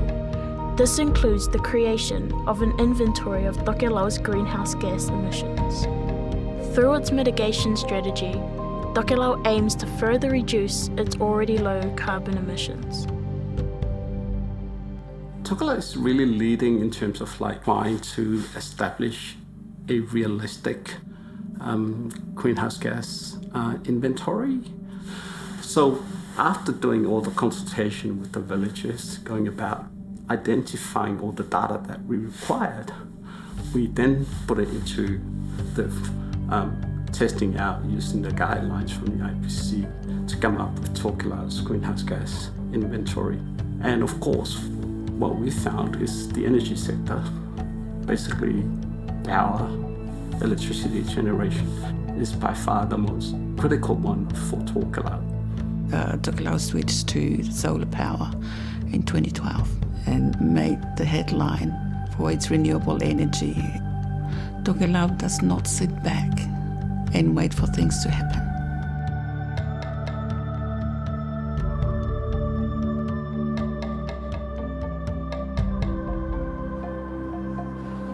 The off-grid solar system there is perfectly suited for a small island like this. It's been a bit of a launching model for the rest of the Pacific Islands. Hence they're putting them in everywhere, all over the Pacific now.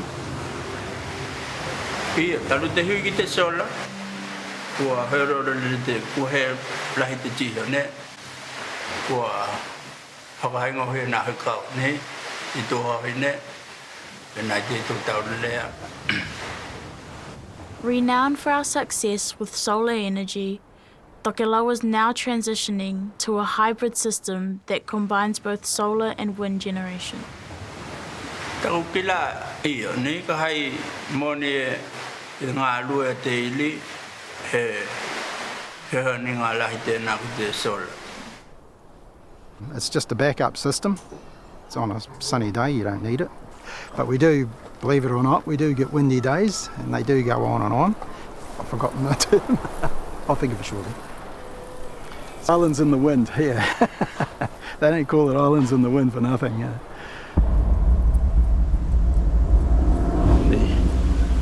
Kai I te tau hanga, awe iwa he lau he hulu hoa, whanau magilalo nā whale. I nai whale lawa nai to toe pe toe whai a whale. Ia, o nā ngalu hoki, nā hoi lele mai ki runga te whenua, katoa, mata ape a i te rahi ngana. O nā tahi mea ta aua I lunga ki nei. Ko te taimi te nāna, ko te ka te awa, kai tū maulo te mālo hi te matangi, he ngata ko te matangi, ia kai wena au te moka oua. Ia, mea hoki a ki tātou ki te aita mā wenua tai ngole te.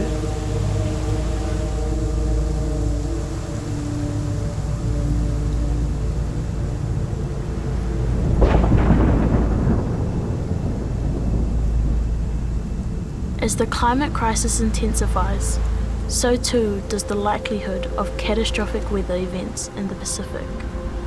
To protect our people, Tokelau depends on reliable weather information. Tokelau aims to reduce and manage its climate risks while increasing resilience to natural disasters. AWS stands for Automatic Weather Station. The beauty of the automatic weather station is you don't have to have a 24/7 shift work to be able to monitor the climate and the weather.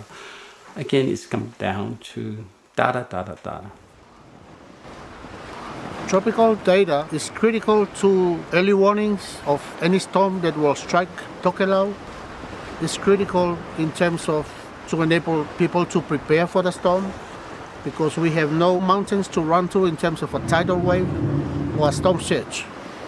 We are very conscious of this issue because it's affecting our lives and our future generations.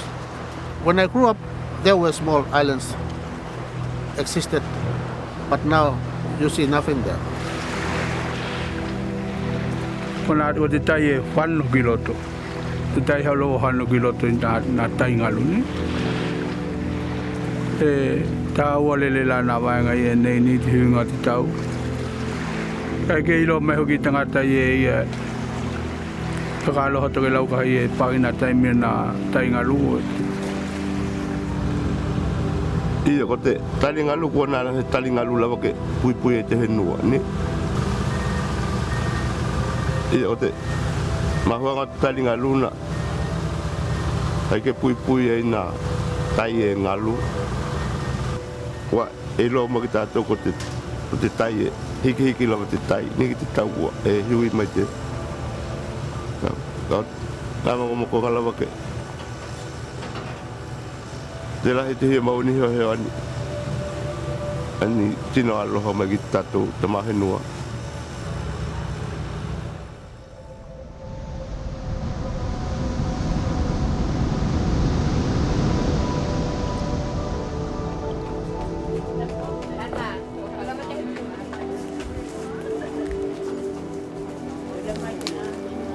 Change compels people to move in ways that previous generations might never have imagined.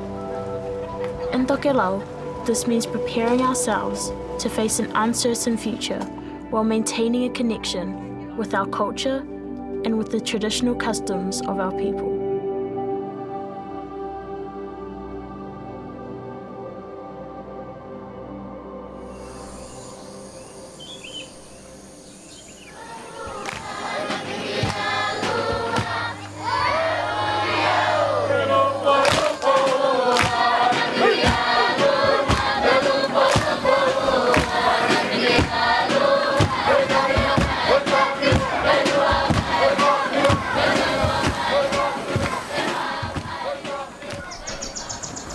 Tuie te ata kua kakao e langa kita ko te whanau.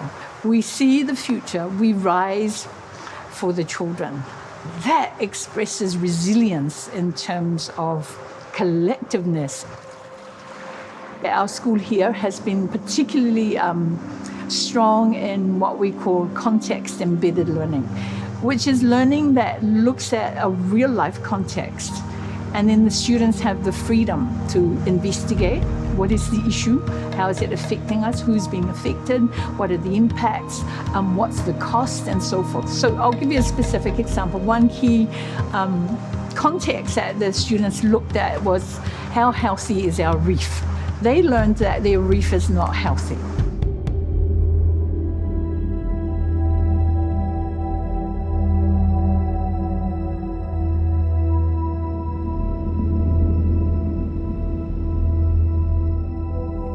Because of the carbon cycle, some of that carbon dioxide gets dissolved in our oceans.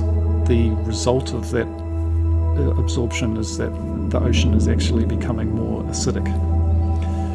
So this is this process of ocean acidification, and it is quite alarming as well, because even though the changes are relatively minor, the ecosystems in our ocean are very sensitive to the level of acidity in the water.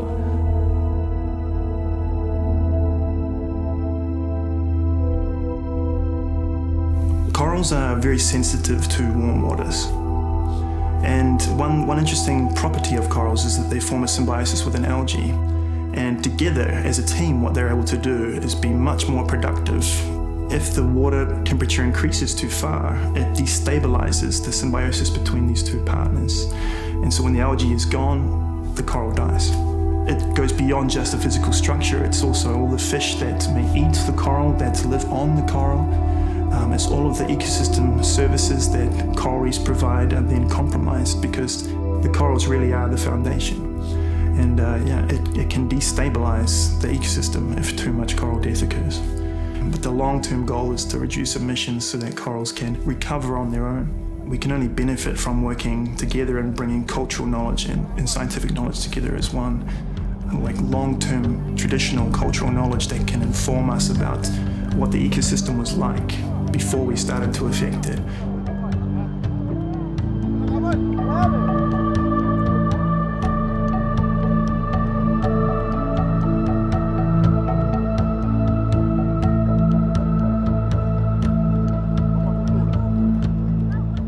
So one of the solutions that the children posed, because they were learning also from what's available on the internet, was coral planting. The coral is pretty dead from this part to that part. Horizontally and vertically, it's pretty much not a healthy reef. And they bring their findings to the highest level of decision making in the village, which is the taupurenga. And in terms of their traditional knowledge, they know which parts of the reef are thriving.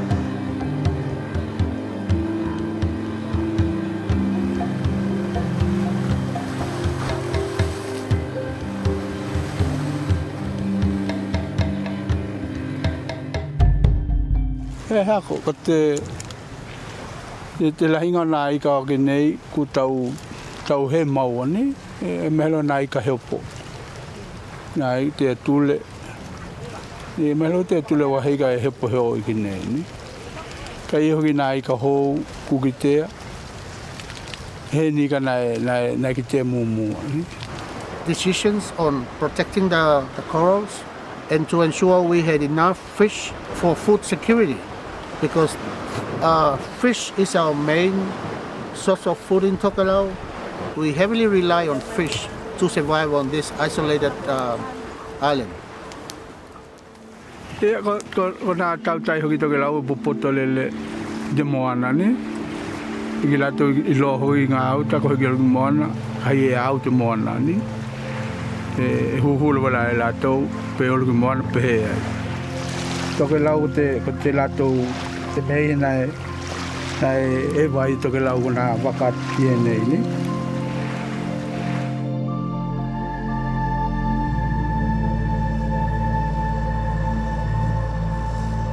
People must really be informed.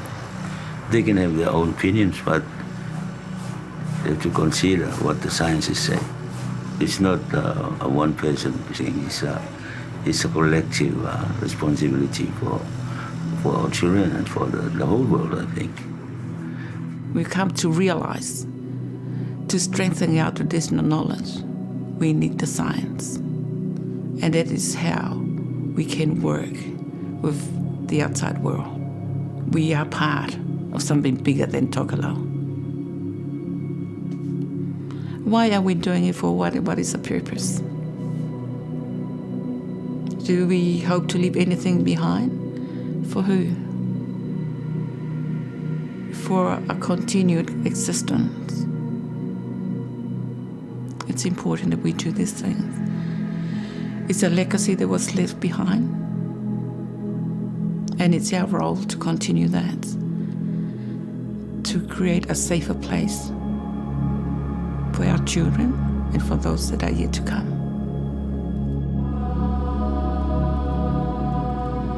The waka will get through all the rough seas.